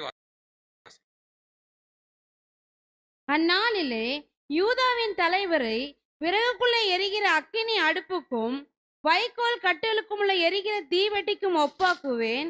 அவர்கள் வலதுபுறமும் இடதுபுறமாக புறப்பட்டு சுற்றிலும் இருக்கிற எல்லா ஜனங்களையும் பட்சிப்பார்கள். எருசலேம் திரும்பவும் தன் ஸ்தானமாகிய எருசலேமிலே குடியேற்றப்பட்டிருக்கும். இது சகரியா 12:6 அவங்க வாசிக்கிறது. ஒருவேளை கையில பைபிள் வச்சிருக்கிறவங்களா என்ன செய்யுங்க, சகரியாவின் புஸ்தகம் 12ஆம் அதிகாரத்துல 1 முதல் 6 வசனத்தை மார்க் பண்ணி வச்சுக்கோங்க. ஏன் அப்படின்னு கேட்டா, கிட்டத்தட்ட ஒரு 50 வருஷத்து ஹிஸ்டரி அது உள்ள இருக்கு. அதுல நாம வரோம், நம்ம காலகட்டமும் அதுல இருக்கு. அதனாலதான் சொல்றேன், மார்க் பண்ணி வச்சுக்கோங்க. சகரியாவின் புஸ்தகம் 12ஆம் அதிகாரம் 1 முதல் 6 வசனங்களை மார்க் பண்ணி வச்சுக்கோங்க. கவனிங்க, எருசலேம் மண்மேடாகி போகும், கர்த்தர் சொன்னபடி ஆயிடுச்சு. ஆனா அதே ஆண்டவர் சொல்றாரு, திருப்பி எருசலேமை நான் என்ன செய்வேன்? கூட்டி சேர்ப்பேன் அப்படின்னு சொல்றார். மீண்டும் அவர்களை கொண்டு வந்து சேர்ப்பேன் அப்படிங்கிறார். அதே ஸ்தானத்துல என்ன செய்வேன்? கொண்டு வருவேன் அப்படின்னார். இந்த தீர்க்கதரிசனம் எப்ப நடந்துச்சு அப்படின்னு கேட்டீங்கன்னா, 1967 ஜூன் மாசம் 5ஆம் தேதி 6 நாள் யுத்தம்னு ஒன்று தொடங்குச்சு. இது எதுக்கான யுத்தம்னா, எருசலேம் பட்டணத்துக்கான யுத்தம். 6 நாள் யுத்தம், ஓய்வு நாள் யுத்தம்னு சொல்லுவாங்க, யாம் கியூப்பர் வார்னு சொல்லுவாங்க. இந்த 6 நாள் யுத்தம் தொடங்குச்சு. தொடங்கி இந்த யுத்தத்துல 6 நாள்ல முழு எருசலேமும் யூதர்கள் கைக்கு வந்துச்சு. அதுக்கு முன்னாடி தெல் அவிவ் அப்படிங்கிற பட்டணம் தான் அவங்களுக்கு தலைநகராக இருந்துச்சு. இப்போ 2018 வரைக்கும் அதான், இப்போவும் ஒரு வகையில் அதான் சொல்லுவாங்க. ஆனா இதான் யூதர்கள் அஃபீஷியலாக உள்ளே நுழையிறாங்க. உள்ளுக்குள்ள அவங்க நுழையிறது இதான் ஃபர்ஸ்ட். எப்பன்னு கேட்டீங்கன்னா, 1900 வருஷம் கழிச்சு, கிபி 70ல் தீர்த்து ராயினால் விரட்டப்பட்டாங்க. 1967 உள்ள வராங்க. ஆண்டவர் சொன்னபடியே திருப்பி சகரியா 12:6 சொன்னபடி எருசலேம் மீண்டுமாக வந்துச்சு. இது ஒரு பெரிய அற்புதம். எதுக்குன்னு கேட்டீங்கன்னா, ஒரு நாட்டுடைய தலைநகரம், அதாவது இஸ்ரேல் தேசத்துக்கு இப்ப வேணா தலைநகராக எது வேணா இருக்கட்டும், ஆனா நித்திய தலைநகரம் எதுன்னு கேட்டீங்கன்னா எருசலேம் தான். கர்த்தர் எருசலேம் என்ன பண்ணியிருக்கிறாரு? அவங்களுக்கு தலைநகரா மாத்தி வச்சிருக்கிறார். இப்ப இல்ல, தாவீது காலத்துல இருந்து, அதுக்கு முன்னாடியில இருந்து. நான் பின்னாடி உங்களுக்கு வசனம் சொல்றேன். சோ அதுல இருந்து எருசலேம், ஆண்டவர் சொல்றார், திருப்பி எருசலேம் வரும், அதே ஸ்தானத்துக்கு வரும் அப்படின்னு சொன்னார். சரியா 6 நாள் யுத்தத்துல இந்த யுத்தம் முடிவில் எருசலேம் அவன் கைக்கு வந்துருச்சு. கர்த்தர் சொன்னபடி குடியேற்றப்பட்டிருக்கும். இங்க பாருங்க, எருசலேம் என்னவா மாறிடுச்சு? குடியேறியாச்சு, ஜனங்கள்லாம் வந்துட்டாங்க. ஆனால் இந்த சகரியா 12:6 கடைசி வசனம், கடைசி லைன் என்ன சொல்லுது? எருசலேம் திரும்பவும் தன் ஸ்தானமாகிய திரும்பவும் தன் ஸ்தானமாகிய எருசலேமிலே எருசலேமிலே. அது என்ன ஸ்தானம்? அதே இடத்துல அப்படின்னு நம்ம சொல்லுவோம். அதே மாதிரி இன்னொன்னு இருக்கு, எருசலேமுக்கு ஒரு ஸ்தானம் இருக்கு. அதே ஸ்தானம் அது என்னது அப்படின்னு கேட்டீங்கன்னா, இப்ப நம்ம எல்லாம் வீட்டுல வேணா என்னென்ன உறவுகள்ல இருப்போம், ஆனா நம்ம எல்லாருக்கும் வேலை ஸ்தலத்துல ஒரு ஸ்தானம் இருக்குல்ல, மேனேஜர், இந்த மாதிரி ஒரு ஸ்தானம் இருக்கு. அந்த மாதிரி எருசலேம் தேவனை பொறுத்த வரைக்கும் தலைநகரம். இஸ்ரவேலுக்கு என்னவா இருக்கணும்? தலைநகரா இருக்கணும். 1967 பிடிச்சாச்சு, அவங்க கைக்கு வந்துடுச்சு. ஆனா தலைநகரா அவங்க மாத்தல. திருப்பியும் சொல்றேன், அவங்க மாத்தல இல்ல, கர்த்தருடைய நேரம் என்ன செய்யல, வரல, காட்ஸ் டைம் வரல. அதனால அது அப்படியே இருந்துச்சு. கர்த்தருடைய நேரம் வரும்போது திருப்பி அது என்னவாய் மாறும்? தலைநகராய் மாறும். இந்த ஊழியத்தை நாங்கள் 2004 இருந்து செய்கிறோம். செய்யும் போது ஆண்டவர் எங்களுக்கு ஒரு காரியம் சொல்லிக்கிட்டே இருப்பார். எருசலேம் தலைநகராக நீ பார்ப்ப, அதான் உனக்கு கடைசி காலத்துக்கான மிக முக்கியமான அடையாளம். நாங்கள் 2008 இருந்து பிரசங்கத்தில் சொல்லிட்டே இருப்போம், ஒரு நாள் எருசலேம் தலைநகராக மாறும், இஸ்ரவேலுக்கு தலைநகராக மாறும். அப்போல்லாம் என்ன சொல்லுவாங்கன்னா, எருசலேம் மாறவே மாறாது, ஏன்னா ஐநா சபை அதை பயங்கரமாக பார்த்துக்கிட்டு இருக்கு, அதில் கை வச்சா பெரிய பிரச்சனையாயிரும். அது உண்மைதான், அவங்க சொன்னது உண்மைதான், மாற்றுக்கருத்தே கிடையாது. ஆனால் ஆண்டவர் சொன்னார், கண்டிப்பாக எருசலேம் தலைநகராக என்ன செய்யும், மாறும் அப்படின்னு. அப்படியே நடந்துக்கிட்டே இருந்துச்சு. திடீர்னு பார்த்தீங்கன்னா 2018 ட்ரம்ப் அமெரிக்க அதிபராக ஜெயிக்கிறார். அமெரிக்க அதிபராக அவர் ஜெயிக்கும் போது நல்லா தெரிஞ்சுக்கிட்டீங்கன்னா, ட்ரம்ப் அரசியல்வாதி கிடையாது, அவருக்கும் அரசியலுக்கும் சம்பந்தமே இல்லை. அவர் திடீர்னு என்ன பண்றாரு, நான் ஜனாதிபதிக்கு நிக்க போறேன் அப்படின்றாரு. முதல் தடவை யாருமே நம்பல அவர் ஜெயிப்பார்னு, நிறைய பேர் கிரிட்டிசைஸ் பண்ணாங்க. ஆனால் அவருக்குள்ள அப்படி ஒரு எண்ணத்தை கர்த்தர் போட்டார். அவர் என்ன பண்ணாரு, நான் எலெக்ஷன்ல நிக்க போறேன் அப்படின்னு சொன்னார். அவர் எழுத்து நின்ன ஆள் யாருன்னு பாத்தீங்கன்னா, த மோஸ்ட் எக்ஸ்பீரியன்ஸான ஆள் ஹிலாரி கிளின்டன். கிளின்டனுங்கிற ஜனாதிபதியோட மனைவி, அவங்க ஃபாரின் மினிஸ்டரா இருந்திருக்காங்க ஒபாமா பீரியட்ல, ரொம்ப எக்ஸ்பீரியன்ஸ். எல்லாரும் சொல்லிட்டாங்க அவங்க தான் ஜெயிக்க போறாங்க, கருத்து கணிப்புலாம் என்ன சொல்லிருச்சு, அவங்க தான் ஜெயிக்க போறாங்கன்னு சொல்லிருச்சு. நம்மளும் என்ன பண்ணிட்டோம், கருத்து கணிப்பை 100% நம்பிட்டோம். நான் சொல்றது அமெரிக்கால, சரியா, அமெரிக்கா கருத்து கணிப்பு சொல்லிருச்சு, ஹிலாரி கிளின்டன் தான் என்ன செய்ய போறாங்க, ஜெயிக்க போறாங்க அப்படின்னு சொல்லிட்டு எல்லாத்தையும் சொல்லியாச்சு. நம்மளும் நம்பிட்டோம் ஹிலாரி தான் வரப்போறாங்க அப்படின்ட்டு. திடீர்னு பார்த்தா யாருக்கும் தெரியாம யார் வந்துட்டா, ட்ரம்ப் வந்துட்டார். எப்படி வந்தார், ஏன் வந்தார் தெரியாது. ட்ரம்ப்புக்கு என்ன குவாலிஃபிகேஷன் இருக்கு தெரியாது. ட்ரம்ப் அரசியல்வாதியா தெரியாது. ட்ரம்ப்புக்கு அரசியல் அனுபவம் இருக்கா தெரியாது. ஏன் வந்தார், அவ்வளவுதான். ஆனா எனக்கு ஒண்ணு தெரியும், ராஜாக்களை தள்ளி ராஜாக்களை உருவாக்குறவர் கர்த்தர். கர்த்தர் ஒரு ஆளை கொண்டு வர்றாருன்னா அதுக்கு ஏதாவது ஒரு காரணம் இல்லாமல் இருக்காது. நமக்கு நிறைய சுய விருப்பு வெறுப்பு இருக்கு, இவர் வந்தா நல்லா இருக்கும், அவர் வந்தா நல்லா இருக்கும் அப்படின்லாம் நமக்கு நிறைய இருக்குது. ஆண்டவருக்கு தெரியும் யாரை எந்த நாட்டுக்கு எப்ப ராஜாவாக்கணும் அப்படின்னு அவனுக்கு தெரியும். ஏன்னா கர்த்தருடைய நேரம் நெருங்கிடுச்சு. கர்த்தர் என்ன செய்யணும், இஸ்ரவேலை தலைநகரா எருசலேமை கொண்டு வரணும். ஆனால் அமெரிக்காவில் இருக்கிற வேற எந்த ஜனாதிபதியும் செய்ய மாட்டான், வேற யாருமே என்ன பண்ண மாட்டாங்க, செய்ய மாட்டாங்க. ஏன்னா இவங்க எல்லாம் அறிவாளி. என்ன அறிவாளின்னு கேட்டீங்கன்னா, யோசிச்சு முடிவெடுப்பாங்க. இப்போ இஸ்ரவேலுக்கு தலைநகரா எருசலேமை கொண்டு வந்தோம்னா அரபு நாடெல்லாம் கச்சுக்கோ, அரபு நாடோட ஆயில் வேலை நடக்குது, அதாவது வியாபாரம் நடக்குது. ஸோ அவங்கெல்லாம் ஆயில் நிறுத்திட்டாங்கன்னா நமக்கு நஷ்டம் வரும் இப்படின்னு ஜனாதிபதிலாம் யோசிச்சு என்ன பண்ணுவாங்க, அந்த வேலையை செய்ய மாட்டாங்க. அப்போ இதெல்லாம் யோசிக்காம செய்கிற ஒரு ஆள் வேணும். அந்த ஆள் யாரா இருக்கணும்னா செஞ்சுட்டு யோசிக்கணும், அந்த மாதிரி ஆள் ஒருத்தர் வேணும். ஸோ அது யாரா இருக்கலாம்னு பார்த்தா, ஆண்டவர் பார்த்தா இந்த பார்வோன் இருதயத்தை கடினப்படுத்தினார், நேபுகாத்நேச்சார் இருதயத்தை மனித இருதயம் போல் மாத்தினார், அப்படிலாம் இருக்குல்ல. அந்த மாதிரி ட்ரம்ப்புக்கு ஜனாதிபதி இருதயத்தை கொடுத்துட்டார். இவர் நின்ட்டார், எலெக்ஷன்ல ஜெயிச்சிட்டார். ஜெயிக்கும் போது வேற என்ன சொல்றாரு, ஒரு வாக்குறுதி கொடுக்கிறார். அந்த வாக்குறுதி நடக்காத வாக்குறுதி, ஆனால் நம்ம நம்பி என்ன செய்வோம், ஓட்டு போடுவோம்ல, இதெல்லாம் நடக்குமான்லாம் நம்ம யோசிக்கவே மாட்டோம்ல. அந்த மாதிரி ட்ரம்ப் சொன்ன உடனே நம்பிட்டாங்க. என்ன நம்பிட்டாங்கன்னா, நான் ஜெயிச்சு வந்தா எருசலேமை இஸ்ரவேலுக்கு என்னவா மாத்துவேன், தலைநகரா மாத்துவேன். அது எப்படி, நீங்க அமெரிக்க ஜனாதிபதி, எருசலேமை எப்படி தலைநகரா மாத்துது, அது அவங்க நாட்டுடைய பிரச்சனை, அது ஐநா சபையில போய் பர்மிஷன் வாங்கணும். இவ்வளோ இருக்கும்போது உலக எதிர்ப்புகள் வர்றதுக்கு எப்படி நீங்க ஆக்குவீங்கன்னு யாரும் ஒரு கேள்வியுமே கேட்கல. ஜெயிக்க வச்சிட்டாங்க. இப்ப ட்ரம்ப் பார்த்தாரு, ஜெயிச்சு அங்க அமெரிக்காலாம் எப்படின்னு கேட்டீங்கன்னா, நம்ம ஊர் மாதிரி கிடையாது. ஜெயிச்ச உடனே பதவியேற்பு விழாலாம் அங்கே நடக்காது. ஜெயிச்சு 2 மாசம் கழிச்சு தான் நடக்கும்.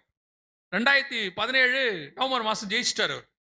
ஜெயிச்ச பிறகு அவரை கேட்குறாங்க, நீங்க அடுத்த மாசம் பதவியேற்க போறீங்க, இஸ்ரவேலுக்கு தலைநகரா எருசலேமை மாத்துவேன்னு சொன்னீங்களே, உண்மைதானா, மாத்திடுவீங்களா அப்படின்னு. உடனே அவரு ரொம்ப போல்டா, நான் வந்தோடனே ஃபர்ஸ்ட் அதை செஞ்சிருவேன்ட்டார்.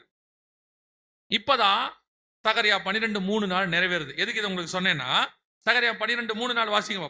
அந்நாளிலே நான் எருசலேமை சகல ஜனங்களுக்கும் பாரமான கல்லாக்குவேன், அதை கிளப்புகிற யாவரும் சிதைக்கப்படுவார்கள், பூமியில் உள்ள ஜாதிகள் எல்லாம் அதற்கு விரோதமாய் கூடிக்கொள்வார்கள். பூமியில் உள்ள ஜாதிகள் எல்லாம் அதற்கு விரோதமாய் கூடிக்கொள்வார்கள். பாருங்க, ட்ரம்ப் சொன்னாரு, எருசலேமை என்னவா மாத்த போறேன், தலைநகரா மாத்த போறேன். Trump recognise Jerusalem as Israel's capital சொன்னாரு. அவர் சொன்ன உடனே பூமியில் உள்ள ஜாதிகள் எல்லாம் அதற்கு விரோதமாய் கூடிக்கொண்டார்கள். எப்போ, 2017 5/12 டிசம்பர் மாசம் 5ஆம் தேதி இந்த பத்திரிகையில வந்த செய்தி. அரப் நேஷன்ஸ் 22 நாடு இருக்கு அரேபியால, அவங்க 22 நாடு. யூரோப்பியன் யூனியன் அதுல ஒரு 28 நாடு இருக்கு. கிட்டத்தட்ட 50 நாடு ஒரே நாள்ல அகைன்ஸ்ட்.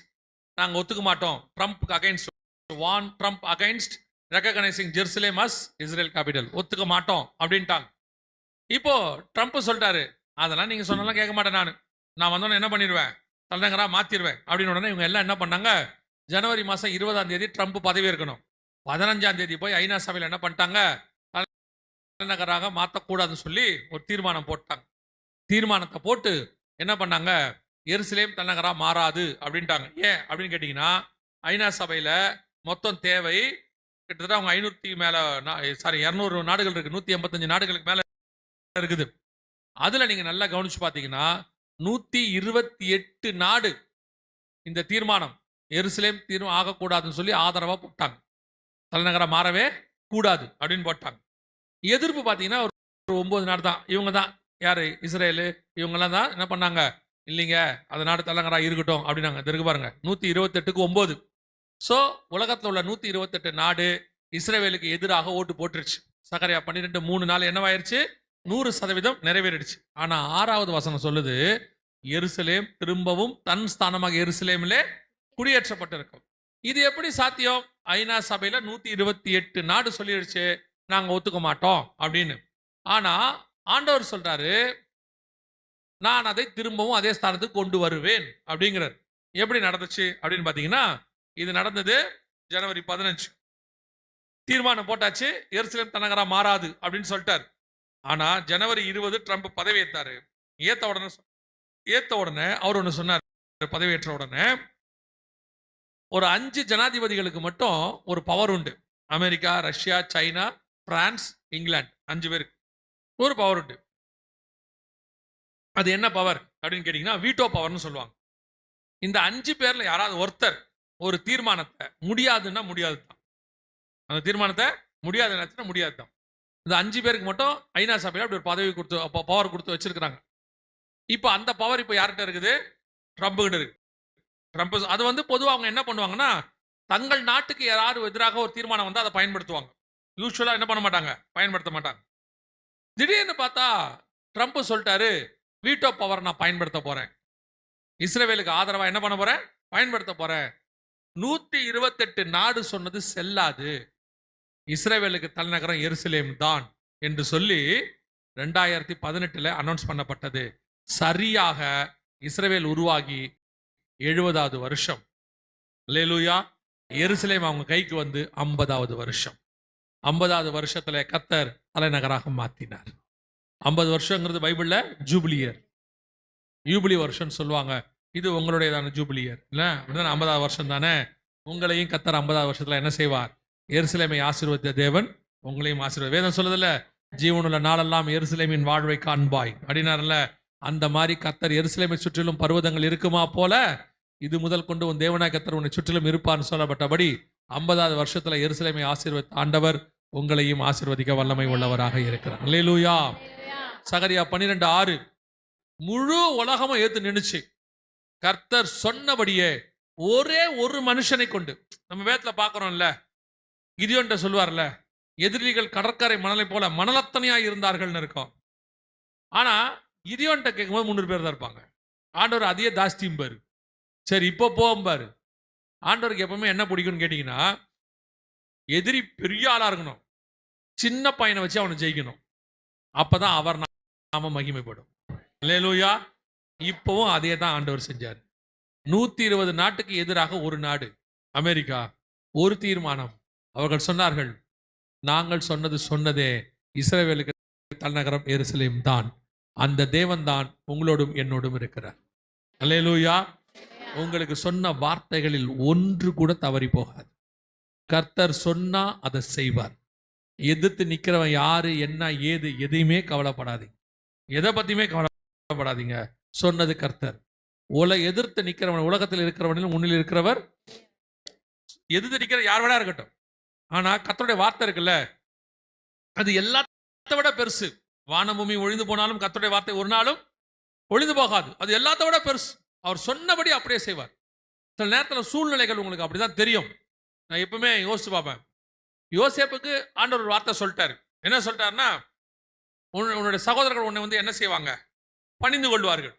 மறுநாள் கிளம்பி யோசேப்பு போறாரு. யாரும் அப்பா கூப்பிட்டு சொல்றாரு, உன் சகோதரர்களை போய் பாரு. அப்ப யோசேப்புக்கு இது எப்படி தோணும்? God's will.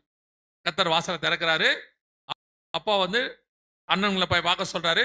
நம்ம பார்க்க போறோம். அப்ப அத்தனை பேர் இப்ப நம்மள என்ன பண்ண போறான்?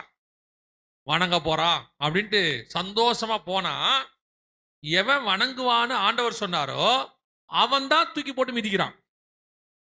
அவன் தான் என்ன செய்யறான்? அடிக்கிறான். அடிச்சது மட்டும் இல்ல, தூக்கி என்ன பண்ணிட்டான்? குழியில போட்டான். போட்டது மட்டும் இல்ல, திருப்பி தூக்கி என்ன பண்ணிட்டான்? இஸ்மவேல்கிட்ட வித்துட்டான். இப்ப இவர் எங்க போயிட்டாரு? எகிப்துக்கு போயிட்டாரு. இப்போ இந்த நிலைமையில யோசிச்சு பாருங்க, கர்த்தர் சொன்ன வாக்குத்தத்தம் நடக்குமா நடக்காது? அவர் நடக்கிறது எங்க இருக்கிறாரு? எகிப்துல இருக்காரு. வணங்க வேண்டியவன் எங்க இருக்கா? கானான்ல, இஸ்ரவேல்ல இருக்கான். இது நடக்குமா? ஆனா யோசேப்புக்கு ஒரே ஒரு நம்பிக்கை இருந்தது, எது வேணாலும் நடக்கட்டும், சொன்னது கர்த்தர், அந்த வார்த்தை நிச்சயம் நிறைவேறும். வசனம் சொல்லுது வசனம் சொல்லுது, அவனை யோசேப்பு சிறைச்சாலையில் இருந்தான், கர்த்தரோ யோசேப்போடு கூட இருந்தார். வார்த்தையை கொடுத்தவர் நிறைவேற்றுகிற வரைக்கும் உங்களோடு கூட இருப்பார். எனக்கு ரொம்ப பிடிச்ச ஒரு காரியம் பைபிள்ல இருக்கு. இஸ்மவேல் துஷ்ட மனுஷன், அவன் சாக கிடப்பான். தண்ணி கொடுத்துருவார் ஆண்டவர். தண்ணி கொடுத்துட்டு விட்டுற மாட்டார் அவனை. நல்லா கவனிச்சு அந்த வசனம் சொல்லும். ஆதியாகமத்தில் 21 வசனம் சொல்லும், பிள்ளை வளரும் வரை கர்த்தர் அவனோடு கூட இருந்தார். அவன் துஷ்ட மனுஷன் தான். ஆனா ஆபிரகாமுக்கு வாக்கு பண்ணியிருக்கிறார், நான் இவனை என்ன பண்ணுவேன்? ஆசீர்வதிப்பேன். அந்த ஆசீர்வாதத்தை கொடுப்பதுக்கு அவன் வளருகிற வரைக்கும், பிள்ளை வளருகிற வரைக்கும் கர்த்தர் என்ன செஞ்சாரா? அப்படிதான் இருக்கு. அந்த வசனம் அப்படிதானே இருக்கு. வாசிங்க. தேவன் பிள்ளையுடனே இருந்தார். அவன் வளர்ந்து வனாந்தரத்திலே குடியிருந்து வில்வித்தையிலே வல்லவனானான். யோசிச்சு பாருங்க, செத்து போயிற நிலைமையில இருந்தான். அடுத்த நிமிஷம் அவன் சாவ போறான். ஆனா ஆபிரகாம் கொடுத்த வாக்குத்தத்தம் அவன் ஆசீர்வாதமா இருப்பான். அந்த வாக்குத்தத்துக்காக கர்த்தர் என்ன பண்றாரு? அவனுக்கு தண்ணி கொடுத்தது மட்டுமில்ல, அவன் வளர்ந்து வில்வித்தையில் பெரினாகிற வரைக்கும் கர்த்தர் அவனோடு கூட இருந்தார். அல்லேலூயா. ஒரு துஷ்ட மனுஷனுக்கே சொன்ன வார்த்தையை கர்த்தர் நிறைவேற்றுவதற்கு அவ்வளவு கண்ணும் கருத்துமா இருப்பாரானால், அவருடைய ரத்தத்தாலே கழுவப்பட்டு மீட்கப்பட்டு பிள்ளைகளா இருக்கிற உங்களோடும் என்னோடும் கர்த்தர் எப்படி இருப்பார்? நாம பல நேரத்துல இந்த அவிசுவாசத்தினாலதான் நாசமா போறோம். எப்ப நடக்குமா? சூழ்நிலையெல்லாம் எப்படி இருக்குதே, ஆகாது, எப்படிங்க? சான்ஸே இல்ல. இன்னைக்கு சான்ஸ் இல்ல. சொன்னது கர்த்தர், சான்ஸ் இருக்கு. அது எப்படிங்க? அந்த ஆள் செத்துட்டாங்க, சான்ஸே இல்ல. 4 நாள் கழிச்சு உயிரோடு வர வச்ச ஆண்டவர் சொல்றாரு, அந்த வார்த்தை நடக்கும். அல்லேலூயா. நீ விசுவாசித்தால் தேவனுடைய மகிமையை காண்பீர். கர்த்தர் கொடுத்த வாக்குத்தத்தம் மட்டும் நல்லா புடிச்சுக்கோங்க. நான் எப்பவுமே ஒண்ணு காத்தே செய்வேன். பிரச்சனைகள் எல்லாருக்கும் வரும், எனக்கு வரும். வரும்போதெல்லாம் ஒண்ணு மட்டும், ஏதாவது ஒரு வாக்குத்தத்தம் ஆண்டவர்கிட்ட இருந்து வாங்கணும். அதை ஆண்டவர் சொல்லிட்டாருன்னா எனக்கு போதும். அதை வச்சுக்கிட்டே நான் ஓடிடுவேன். ஏன் தெரியுமா? அது ஒண்ணு போதும்.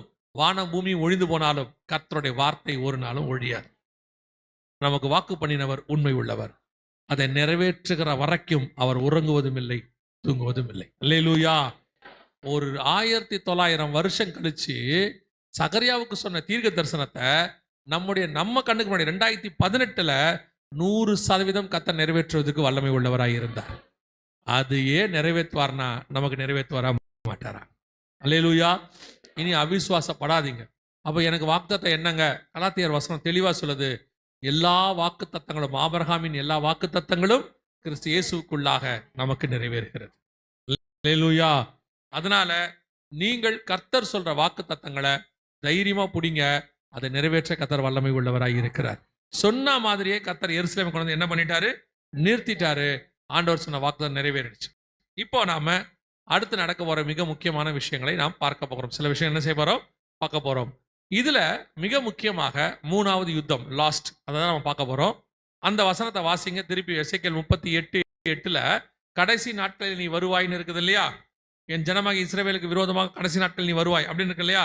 அந்த நெடுநாள் பாலாய் கிடந்து அப்படின்ற இடத்துல இருந்து வாசிங்க. 38:8. நெடுநாள் பாலாய் கிடந்து பிற்பாடு ஜாதிகளிலிருந்து கொண்டு வரப்பட்டவர்கள் எல்லாரும் சுகத்தோட குடியிருக்கும் இஸ்ரவேலின் மலைகளுக்கு விரோதமாய் வருவாய். இஸ்ரவேலின் மலைகளுக்கு விரோதமாய் வருவாய். முதல் யுத்தம் தேசத்துக்காக.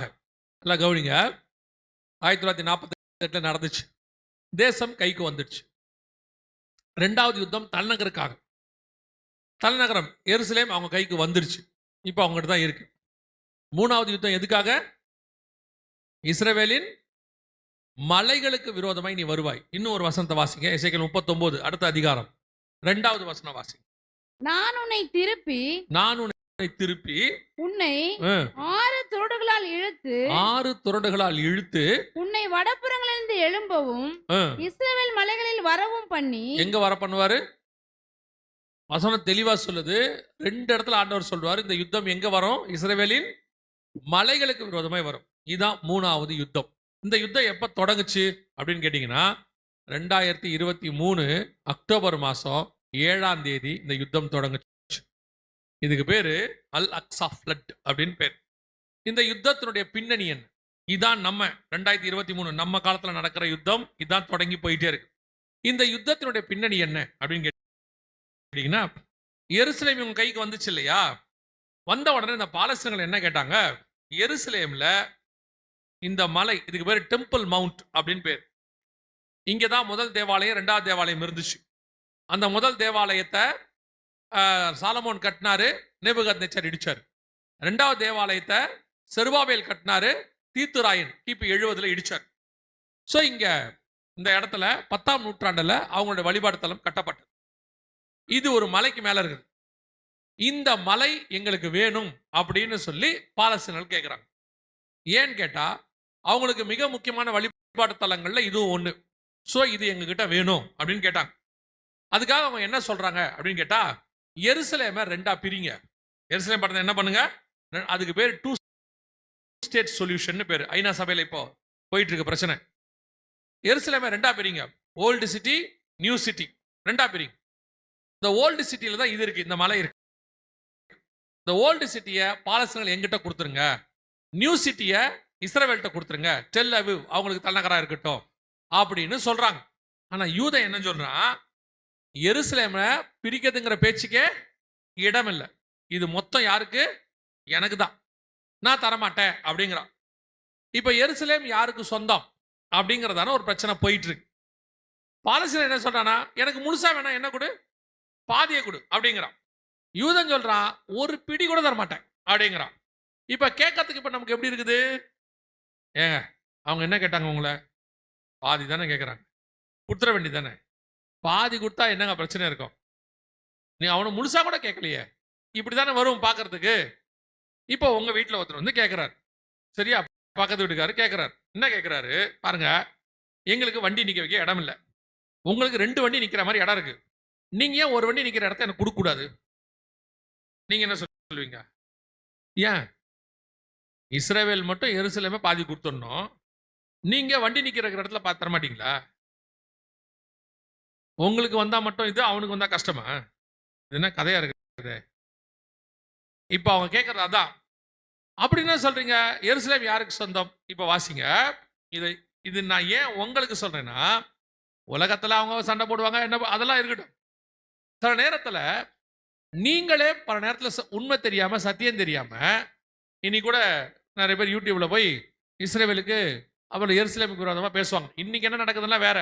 நீங்க சரித்திரத்தை தெரிஞ்சு வச்சுக்கொள்ளுங்க, அவ்வளவுதான் நான் சொல்றேன். இந்த எருசலேம் யாருக்கு சொந்தம்? முதல்ல பைபிள் எருசலேம்ல எங்க வருது வாசிங்க. ஆதியாகமத்தின் புஸ்தகம் 14ஆம் அதிகாரம் 18வது வசனம் வாசிங்க. 14, 18. அன்றியும் உன்னதமான தேவனுடைய ஆசாரியனா இருந்த சாலேமின் ராஜாவாகிய மெல்கிசேதேக்கு. சாலேம்னா என்ன? சமாதானம். அந்த எருசலேம் தான் அங்க இருக்கு. சாலேமின் ராஜா, சமாதானத்தின் ராஜான்னு அர்த்தம். ஆவிக்குரிய விதத்துல சாலேம் என்கிற பட்டணத்தின் ராஜா. எருசலேம்னா சமாதானத்தின் பட்டணம் அப்படின்னு அர்த்தம். அந்த ராஜா ஆபிரகாமிட்ட வந்து அப்பமும் ரசமும் கொடுத்து என்ன போட்டாரு? அக்ரிமெண்ட் போட்டார். எப்போ போட்டாரு? ஆபிரகாம் அங்க போகணும், கானானுக்கு போகும்போதே போட்டார். இப்போ அடுத்த கேள்வி, ஆபிரகாம் கிட்ட அக்ரிமெண்ட் தான் போட்டாரு, ஆபிரகாம் கிட்ட கொடுத்தாரா? எருசலேமை ஆபிரகாமுக்கு கொடுத்தாரா? அடுத்த கேள்வி வாசிங்க. 15ஆம் அதிகாரம் ஆதியாகமம் 15 கடைசி வசனம் வாசி. எமோரியரும், கடைசி வசனம் தானே வாசிக்கிறீங்க? வாசிங்க. எமோரியரும், கானானியரும், கிர்காசியரும், எபூசியரும் என்பவர்கள் இருக்கிறதுமான இந்த தேசத்தை உன் சந்ததிக்கு கொடுத்தேன் என்று ஆபிரகாம் சொல்றாரு. எமோரியரும், கானானியரும், கிர்காசியரும், எபூசியரும் இருக்கிறதான இந்த பட்டணத்தை அப்படின்னு சொல்றாரு, இந்த தேசத்தை அப்படிங்கிறார். அதுல எருசலேம்ங்கிற வார்த்தை இருக்காது, இல்லதானே? எருசலேம்ன்ற வார்த்தை இருக்காது, ஆனா இருக்கு. வாசிங்க. நியாயாதிபதிகளின் புஸ்தகம் 19ஆம் அதிகாரம் 10வது வசனம் வாசி. நியாயாதிபதிகள் 19:10 வாசி. அந்த மனுஷனும் ராத்திரிக்கு இருக்க மனதில்லாமல் 2 கழுதைகள் மேலும் சேணம் வைத்து தன் மறுமனையாட்டியை கூட்டிக் கொண்டு எழுந்து புறப்பட்டு எருசலேம் ஆகிய எபூசுக்கு நேராக வந்தான். இப்போ எபூசுக்கு இன்னொரு பேர் என்னது? எருசலேம். இப்ப ஆபிரகாம்கிட்ட கொடுத்ததுல இருக்கா பாருங்க. பாருங்க என்ன பார்த்தா எப்படி? ஆதியாகமம் 15 கடைசி வசனம் வாசிங்க. எமோரியரும் கானானியரும் கிர்காசியரும் எபூசியரும் இருக்கிறதான பட்டம். அப்ப எபூஸ்னா என்ன அர்த்தம்? எருசலேம். அப்ப எருசலேம் என்னைக்கு யார்கிட்ட கொடுத்துட்டாரு? அப்பவே ஆபிரகாமின் சந்ததிக்கு கொடுத்தேன்ட்டாரு. ஆபிரகாம் கொடுத்தேன்ல, ஆபிரகாமின் சந்ததிக்கு கொடுத்துட்டாரு. சரி, இப்ப அடுத்த கேள்வி. ஆபிரகாமுக்கு 3 சந்ததி இருந்துச்சு. ஆபிரகாமுக்கு, இதெல்லாம் உங்க ரெஃபரன்ஸுக்கு தான் நான் சொல்றேன், எழுதி வச்சுக்கொள்ளுங்க. நீங்க போய் ஐநா சபையில பேச போறது இல்ல. ஆனா சில நேரத்துல உங்களுக்கே சந்தேகம் வரும், ஏன் இப்படி என்ன நடக்குது? சோ வசனம் தெரியணும் உங்களுக்கு, அதுக்கு தான் சொல்றேன். சரி, ஆபிரகாமுக்கு 3 சந்ததி இருந்துச்சு. ஒன்னு இஸ்மவேல், இன்னொன்னு ஈசாக்கு, இன்னொன்னு கேத்தூரால் சந்ததின்னு ஒன்று இருந்துச்சு. மொத்தம் எத்தனை சந்ததி? 3. இதுல இந்த எருசலேம் யாருக்கு கைக்கு போச்சு? அதான் ரொம்ப முக்கியம். வாசிங்க 25ஆம் அதிகாரம் 26ஆம் அதிகாரம் 4வது வசனம் வாசி. ஆபிரகாம் என் சொல்லுக்கு கீழ்ப்படிந்து என் விதிகளையும் என் 5லிருந்து வாசிங்க. நான் உன் சந்ததியை வானத்தின் நட்சத்திரங்களைப் போல பெருக 26 வாசிக்கிறீங்க. 26 ஆதியாகமத்தின் புஸ்தகம் 26 மணிக்கணும் 25 வாசி. 4 5 5 6 வாசி. ஆபிரகாம் தனக்கு உண்டான யாவையும் ஈசாக்குக்கு கொடுத்தான். ஆபிரகாம் தனக்கு உண்டான யாவையும் ஈசாக்கு கொடுத்தான். ஆபிரகாமுக்கு இருந்த மறுமனையாட்டிகளின் பிள்ளைகளுக்கோ ஆபிரகாம் நன்கொடைகளை கொடுத்து தான் உயிரோடு இருக்கும் போது அவர்களை தன் குமாரனாகிய ஈசாக்கை விட்டு கிழக்கே போக கீழ் தேசத்துக்கு அனுப்பிவிட்டார். வசனம் தெளிவா இருக்கு. அவங்களுக்கு கிஃப்ட் கொடுத்து என்ன பண்ணிட்டாரு? அந்த நாட்டை விட்டே அனுப்பிட்டாரு. இஸ்மவேலை எகிப்துக்கு அனுப்பிட்டாரு. அவங்க போயிட்டாங்க வனாந்தரத்துக்கு, பேசபா வனாந்தரத்துக்கு. இவங்க கிளம்பி கீழ் தேசத்துக்கு போயிட்டாங்க. தனக்கு உண்டான எல்லாவற்றையும் யாருக்கு கொடுத்தான்? ஈசாக்கு கொடுத்தான். ஈசாக்குடைய பையன் தான் யாக்கோபு. யாக்கோபுடைய 4வது பையன் தான் யூதா. யூதாவுடைய வம்சத்தில் தான் தாவீது. தாவீது எருசலேமில் 33 வருஷம் அரசாண்டார். சாலமோன் எருசலேமில் 40 வருஷம் அரசாண்டார். ரெகபியாம் எரபியாம்னு 2ஆ பிரியுது. ரெகபியாம் எருசலேமிலே அரசாண்டார். ஸோ இயேசு வர வரைக்கும் எருசலேம் அவங்க கைக்கு தான் இருந்துச்சு. நடுவில் நேபுகாத்நேச்சர் வந்தாரு, பிடிச்சாரு, போனாரு, எல்லாம் நடந்துச்சு. ஆனா எருசலேம் யாருக்கு இருக்கு? ஆதியிலிருந்து யார் கையில் தான் கொடுக்கப்பட்டது? ஆபிரகாமும் அவன் சந்ததிக்கு தான் கொடுக்கப்பட்டது. இப்ப இவங்க என்ன சொல்லுவாங்கன்னா, அதெல்லாம் பைபிள் கதை, பழைய கதை, நீங்க அதை ஏன் இப்ப பேசிட்டு இருக்கீங்க? இன்னைக்கு வாங்க சார், இன்னைக்கு உள்ளதான பிரசன்ட் மேட்டருக்கு வாங்க, அதுவும் வந்துடலாம், ஒன்றும் பிரச்சனை இல்லை. நீங்க பாத்தீங்களா யுத்தம் 1967 ஜூன் மாசம் 5ஆம் தேதி 5 நாள் யுத்தம் நடந்துச்சு, 6 நாள் யுத்தம். அந்த யுத்தத்துல எருசலேம் யார்கிட்ட வந்துருச்சு? இப்ப என்ன, அதோட யுத்தத்தினுடையதான ஒரு சட்டம் இருக்கு. 1920ல் அங்க சுவிட்சர்லாந்து தலைநகரம் ஜெனீவாவில் ஒரு சட்டம் போட்டாங்க. அந்த சட்டத்தின்படி ஒரு யுத்தம் முடியும் போது, 2 நாட்டுக்கு யுத்தம் நடக்குதுன்னு வச்சுக்கோங்க, ஒரு யுத்தம் முடியும் போது எவ்வளவு தூரம் பிடிச்சிருக்காங்களோ அது அந்த நாட்டுக்கு சொந்தம். இந்த யுத்தம் முடியும் போது எவ்வளவு தூரம் முன்னேறி இருக்கீங்களோ அது யாருக்கு சொந்தம்?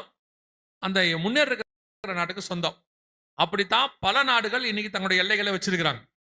செகண்ட் வேர்ல்டு வார்ல நடுவில் நடந்த யுத்தங்கள்ல அந்த கணக்கின்படி பார்த்தாலும் எருசலேம் முழுக்க யார் கையில தான் இருக்குது? அந்த 6 நாள் யுத்தத்துல எருசலேம் இஸ்ரவேல் கையில் தான் இருக்கு. நீங்க இன்னைக்கு உள்ள யுத்த முறைப்படி பார்த்தாலும், பைபிள் முறைப்படி பார்த்தாலும் எருசலேம் இஸ்ரவேலுக்கு தான் சொந்தம். இன்னைக்கு ஒரு கூட்டம் அதை பிரிச்சு கொடு எல்லாம் கேட்டுக்கிட்டே இருக்கிறாங்க. ஆனா ஒண்ணு புரிஞ்சுக்கோங்க, எருசலேம் ஒரு நாளும் பிரிக்கப்படாது.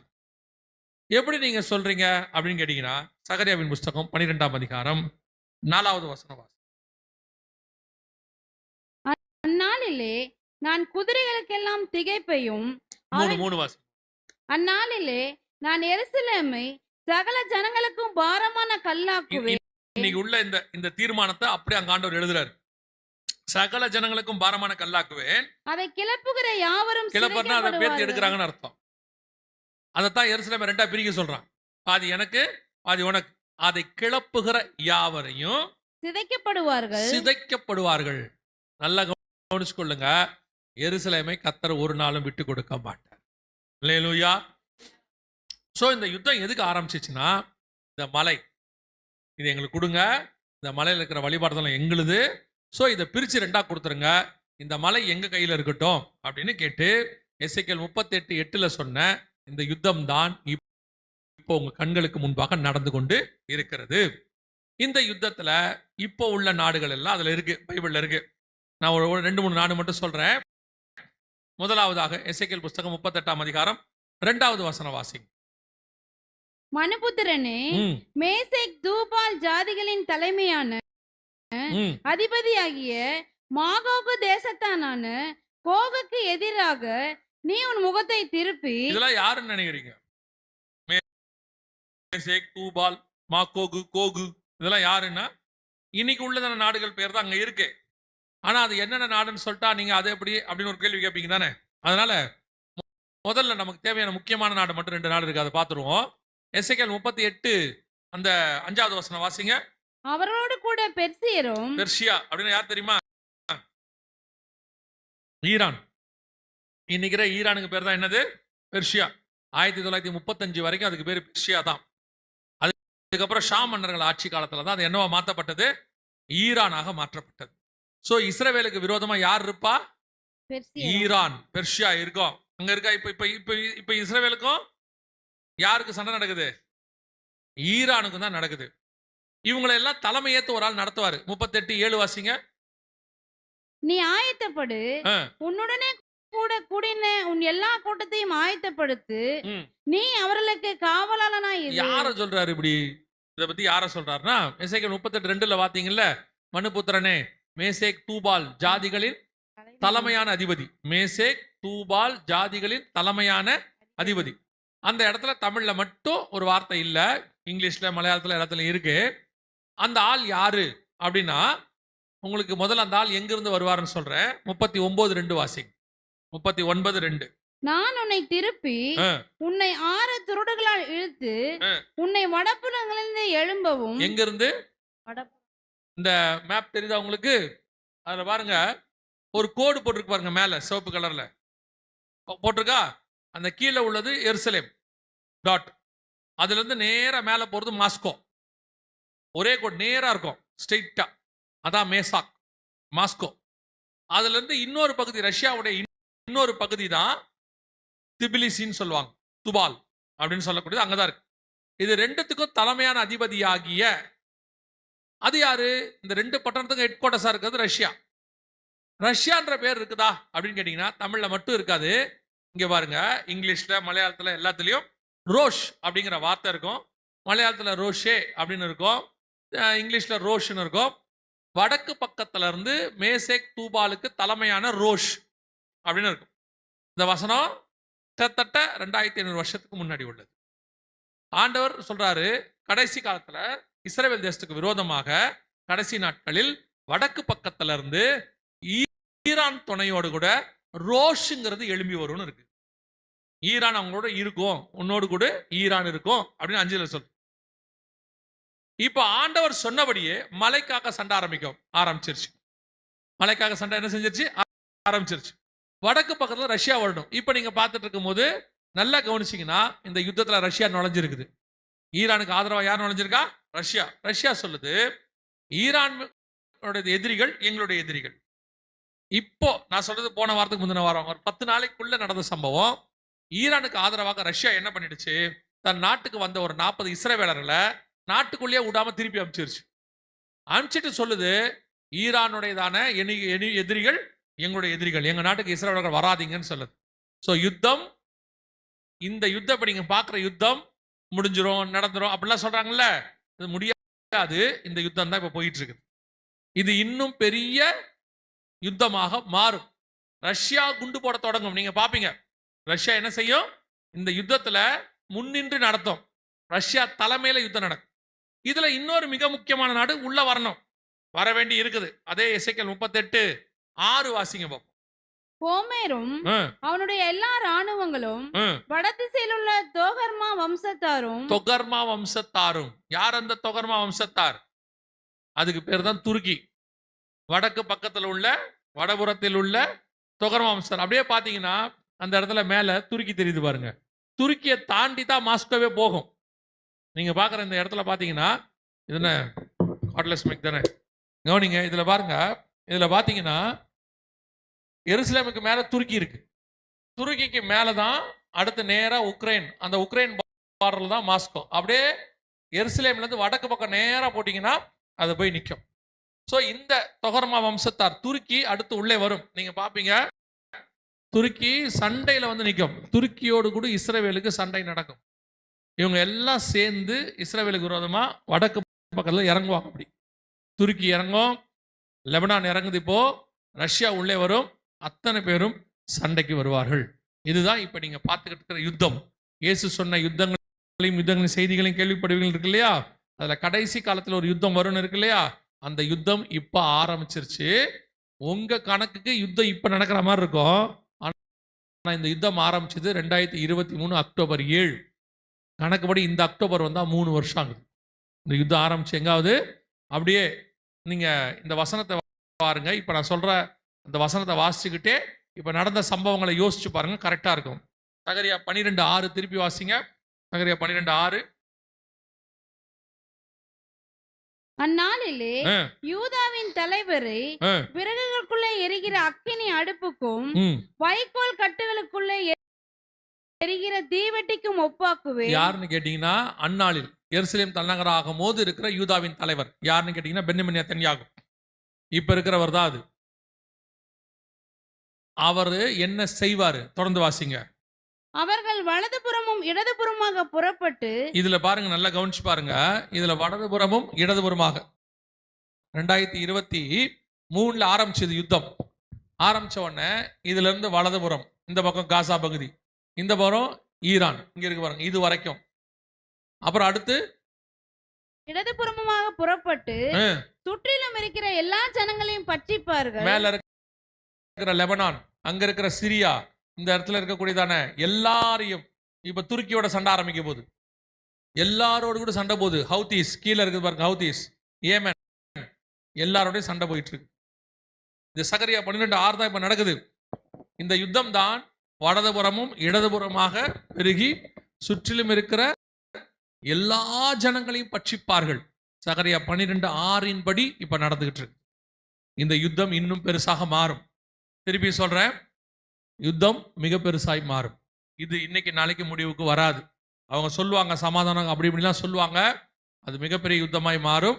இந்த யுத்தத்துல இந்த பகுதி முழுக்க யுத்த களமாக மாற தொடங்கி விட்டது. சரி, ஆண்டவர் சொன்ன இந்த யுத்தம் இப்போ நடக்குது. இந்த யுத்தத்துடையதான விளைவு என்னவா இருக்கும் அதை பத்திலாம் கர்த்தர் சித்தமானால் நாளைக்கு நாளன்னைக்கு நம்ம பார்க்க போறோம். இன்னும் கொஞ்சம் சில விஷயங்கள் பார்க்க வேண்டியிருக்கு, அதில் நம்ம பார்க்க போறோம். இப்போ முக்கியமாக உங்களுக்கு 2-3 காரியங்களை சொல்லிட்டு நான் ஜெபம் பண்ணி முடிக்க விரும்புகிறேன். கவனிங்க. இப்போ இந்த யுத்தத்தின் முடியும் போது என்ன நடக்கும்ன்றதுல அப்புறம் பார்க்கலாம். இந்த யுத்தத்தின் முடிவு இவங்க ஆரம்பிச்சது மலைக்காக தான் சண்டை ஆரம்பிச்சாங்க இல்லையா?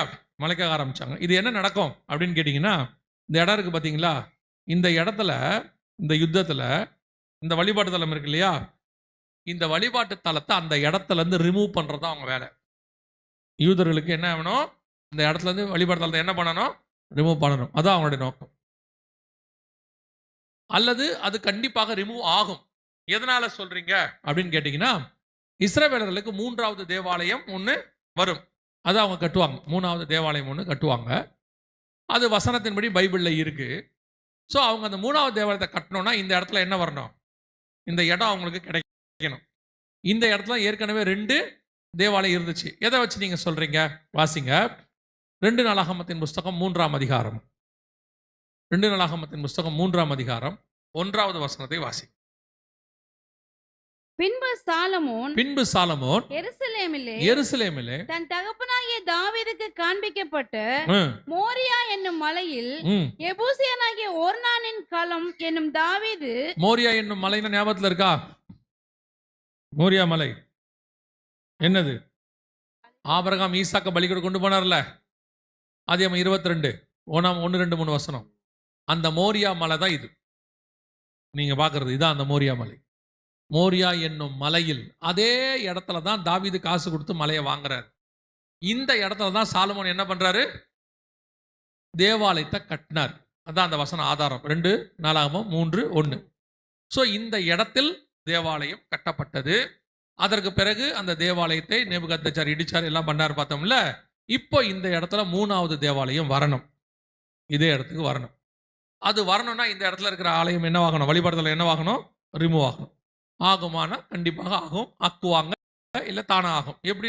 இதுக்கு 2 காரணம் இருக்கு. ஒன்று, பூமி எதிர்ச்சியில் இது விழுந்து என்ன செஞ்சிடும்? கீழே விழுந்துறதுக்கு நிறைய வாய்ப்பு இருக்கு. எப்படி சொல்றீங்கன்னா, வாசிங்க எசேக்கியேல் 38 19வது வசனத்தை வாசிங்க. அந்நாளிலே இஸ்ரவேல் தேசத்திலே பெரிய அதிர்ச்சி உண்டாகி. இப்ப இஸ்ரவேல் என்ன வரப்போகுது? பெரிய பூமி அதிர்ச்சி வரும். நீங்கள் பார்ப்பீர்கள், பெரிய பூமி அதிர்ச்சி ஒன்று இஸ்ரவேல் தேசத்திலே வரும். இப்போ இஸ்ரவேல் அரசாங்கமும் இப்போ சொல்லுது பூமி அதிர்ச்சிகள் இஸ்ரவேலில் வருவதற்கு நிறைய வாய்ப்பு இருக்கிறது அப்படின்னு சொல்றாங்க. ஸோ பெரிய பூமி அதிர்ச்சி ஒன்று வரும். அந்த அதிர்ச்சியில இது விழுறதுக்கு நிறைய வாய்ப்பு இருக்கு. இல்லாவிட்டால் யுத்தத்துல யாரோ ஒருத்தர் போடுறதான ஏவுகணைகள் இதை தாக்கும். வாய்ப்பு இருக்குதா அப்படின்னு கேட்டீங்கன்னா, இது இப்போ ஈரான் யுத்தத்துல நடக்கும் போது கரெக்டா அந்த வழிபாடு தளத்துல இருந்து 700 மீட்டர்ல ஒரு ஏவுகணை வந்து தாக்குச்சு. 1 கிலோமீட்டர் கூட கிடையாது, 700 மீட்டர், 1/2 கிலோமீட்டருக்கு பக்கத்தில் அந்த காம்பவுண்ட்ல வந்து அடிச்சு. ஸோ அடிச்ச உடனே அங்கே அடிக்குது பாருங்க, அது அடிச்சோம். இது ஒரு 700 மீட்டர் மட்டும் முன்னாடி விழுந்திருந்தா இது விழுந்துடும். ஸோ இப்போ பக்கத்தில் வரைக்கும் வந்துடுச்சு ஏவுகணை தாக்குதல், பக்கம் வரைக்கும். ஸோ இந்த வழிபாட்டு தலம் இல்லாமல் போவதற்கு நிறைய வாய்ப்பு இருக்கு. நீங்க எதை வச்சு அப்படி சொல்றீங்க அப்படின்னு கேட்டா, 21ஆம் அதிகாரம் லூக்கா எழுதின சுவிசேஷம் 24வது வசனத்தை வாசி. லூக்கா 21:24 வாசி. பட்டய கருத்தினாலே விழுவார்கள், சகல புறஜாதிகளுக்குள்ளும் சிறைப்பட்டு போவார்கள், புறஜாதியாரின் காலம் நிறைவேறும் வரைக்கும் எருசலேம் புறஜாதியாரால் மிதிக்கப்படும். இதை எப்படி பார்க்கணும்னா, அவங்களுக்கு இது பரிசுத்த நகரம். யாருக்கு? எருசலேம் அவங்களுக்கு என்ன நகரம்? எப்படி சொல்றீங்க? 4ஆம் அதிகாரத்துல, மத்திய எழுதின சுவிசேஷம் 4ஆம் அதிகாரத்துல பிசாசு இயேசுவை அந்த பரிசுத்த நகரத்தின் அப்படின்னு இருக்கு பாருங்க, வாசிங்க. 4ஆம் அதிகாரத்துல தேவாலயத்தின் உப்பரைகளை கூட்டிட்டு பிசாசு அவரை மிகவும் உயர்ந்த மலையின் மேல் கொண்டு போய் உலகத்தின் சகல. அதுக்கு முன்னாடி அப்பொழுது பிசாசு அவரை பரிசுத்த நகரத்தின் கொண்டு போய் தேவாலயத்து உப்பரியின் மேல் அவரை. அந்த பரிசுத்த நகரம் தான் எருசலேம். அவங்களுக்கு ஹோலி சிட்டி. ஸோ இந்த ஹோலி சிட்டி அப்படின்னு சொல்லக்கூடிய இந்த இடத்த ஹோலி சிட்டியா இருக்கணும்னா மற்ற மார்க்கத்தார் உள்ள வரக்கூடாதுன்னு அர்த்தம். இப்படி எல்லா மதக்காரங்களும் வச்சிருக்கிறாங்க. எல்லா மதக்காரங்களும் அவங்கவுங்களுக்குன்னு என்ன பண்ணி வச்சிருக்காங்க? ஒரு ஹோலி சிட்டி வச்சிருக்காங்க. அந்த ஹோலி சிட்டிக்குள்ள யாரும் போகக்கூடாதுன்னு என்ன பண்ணி வச்சிருக்காங்க? தடை. அந்த மதக்காரங்க போகலாம், மற்றவங்க யாரும் போகக்கூடாது. அந்த மாதிரி யூதனும் என்ன சொல்றான்னா, எனக்கு 2000 வருஷத்துக்கு முன்னாடி இது என்னவா இருந்துச்சு? ஹோலி சிட்டி, பரிசுத்த நகரமா இருந்துச்சு. ஸோ இந்த பரிசுத்த நகரத்துக்குள்ள யாரும் என்ன செய்யக்கூடாது? வரக்கூடாது. அப்போ பரிசுத்த நகரத்தில் இருக்கணும்னு அவனுக்கு ஒரு தேவாலயம் இருக்கணும். ஸோ அங்கே தேவாலயத்தை வச்சுக்கிட்டு அது உள்ள யாரையுமே விடாதபடிக்கு அவன் என்ன பண்ணிடுவான்? டோட்டலாக கவர் பண்ணிடுவான். ஆனால் இப்போ வரைக்கும் அப்படி பண்ண விடாமல் இருக்கிறதுக்கு எது காரணமாக இருக்குது? அந்த வழிபாடு தலம் காரணமாக இருக்கு. ஸோ அதை ரிமூவ் பண்ணாதான் அது பரிசுத்த நகரமாக மாறும். ஸோ புறஜாதியாரின் காலம் நிறைவேறும் வரை. இப்போ இதை நாம எப்படி பார்க்கணும்னா, இது ஒரு அடையாளம். புறஜாதியாருக்கு இது அடையாளம். எங்க இருக்கு? எருசலேம்ல புறஜாதியாரோட பிரமாணம் உள்ள இருக்கு. ஸோ அதை ரிமூவ் பண்ணாதான் அவங்களுடைய தானே வரும். நம்ம காலம் முடிவடைய போது, புறஜாதி காலம் முடிவுக்கு வரப்போது, அவங்களோட நியாய பிரமாணம் வரப்போகுதுன்னு அர்த்தம். உங்களுக்கு புரியுதா? சபை காலம் என்ன ஆக போகுது? முடிவுக்கு வரப்போது. நியாயப்பிரமாண காலம் அவங்களோட 7 வருஷம் இருக்கு, அது வரப்போகுதுன்னு அர்த்தம். அப்ப இதை விழுகிறதை நீங்கள் காணும்போது உங்களுக்கு தெரிய வேண்டிய மிக முக்கியமான ஒரு விஷயம் என்ன அப்படின்னு அப்படிங்கன்னு சொன்னா இந்த அந்த வழிபாடு தரது அங்கே ரிமூவ் ஆகிறது நீங்க பார்த்தீங்கன்னா நம்மளது எல்லாம் முடிஞ்சிருச்சு, மூட்டை முடிச்ச கட்டலாம் அப்படின்னு அர்த்தம்.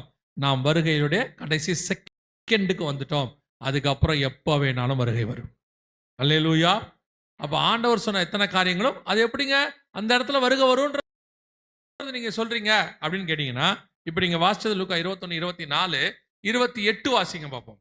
இவைகள் சம்பவிக்க தொடங்கும் போது தொடங்கி கிட்டத்தட்ட நமக்கு 3 வருஷம் ஆகுது. இவைகள் சம்பவிக்க தொடங்கும் போது, தொடங்கி 3 வருஷம் ஆச்சு. தொடங்கும் போது உங்கள் மீட்பு சமீபமாய் இருப்பதால் உங்கள் மீட்பு சமீபமாக இருப்பதால் நீங்கள் நிமிர்ந்து பார்த்து உங்கள் தலைகளை உயர்த்துங்கள் என்றார். உங்கள் தலைகளை உயர்த்துங்க. அப்ப இது நடக்கும்போது உங்கள் மீட்பு சமீபம், தலைகளை உயர்த்துங்க. அதோட அர்த்தம் என்ன? அப்போஸ்தலர் நடபடிகள் 1ஆம் அதிகாரம் 6 முதல் வசனங்களை வாசிக்கும் பொழுது வானத்தை அவங்க அண்ணாந்து பார்த்துக்கிட்டு இருக்கும்போது ஒரு தூதன் வந்து கேட்கிறான், கலிலேயரே ஏன் வானத்தை அண்ணாந்து பார்க்கிறீர்கள்? நீங்கள் பார்க்கும்படி இயேசுவானவர் எப்படி ஏறி போனாரோ அப்படியே இறங்கி வருவார். இதுக்கு பதில முன்னாடியே இயேசு சொல்லிட்டாரு, உங்கள் தலைகளை உயர்த்துங்கள். ஏன்னா இதோ மேகங்களுடனே அவர் வரப்போகிறார், மத்திய ஆகாயத்தில் நாம் அவரை சந்திக்க போகிறோம். இது எப்ப நடக்கும்? இவைகள் சம்பவிக்க தொடங்கும் போது. இப்ப சம்பவிக்க தொடங்கியாச்சு.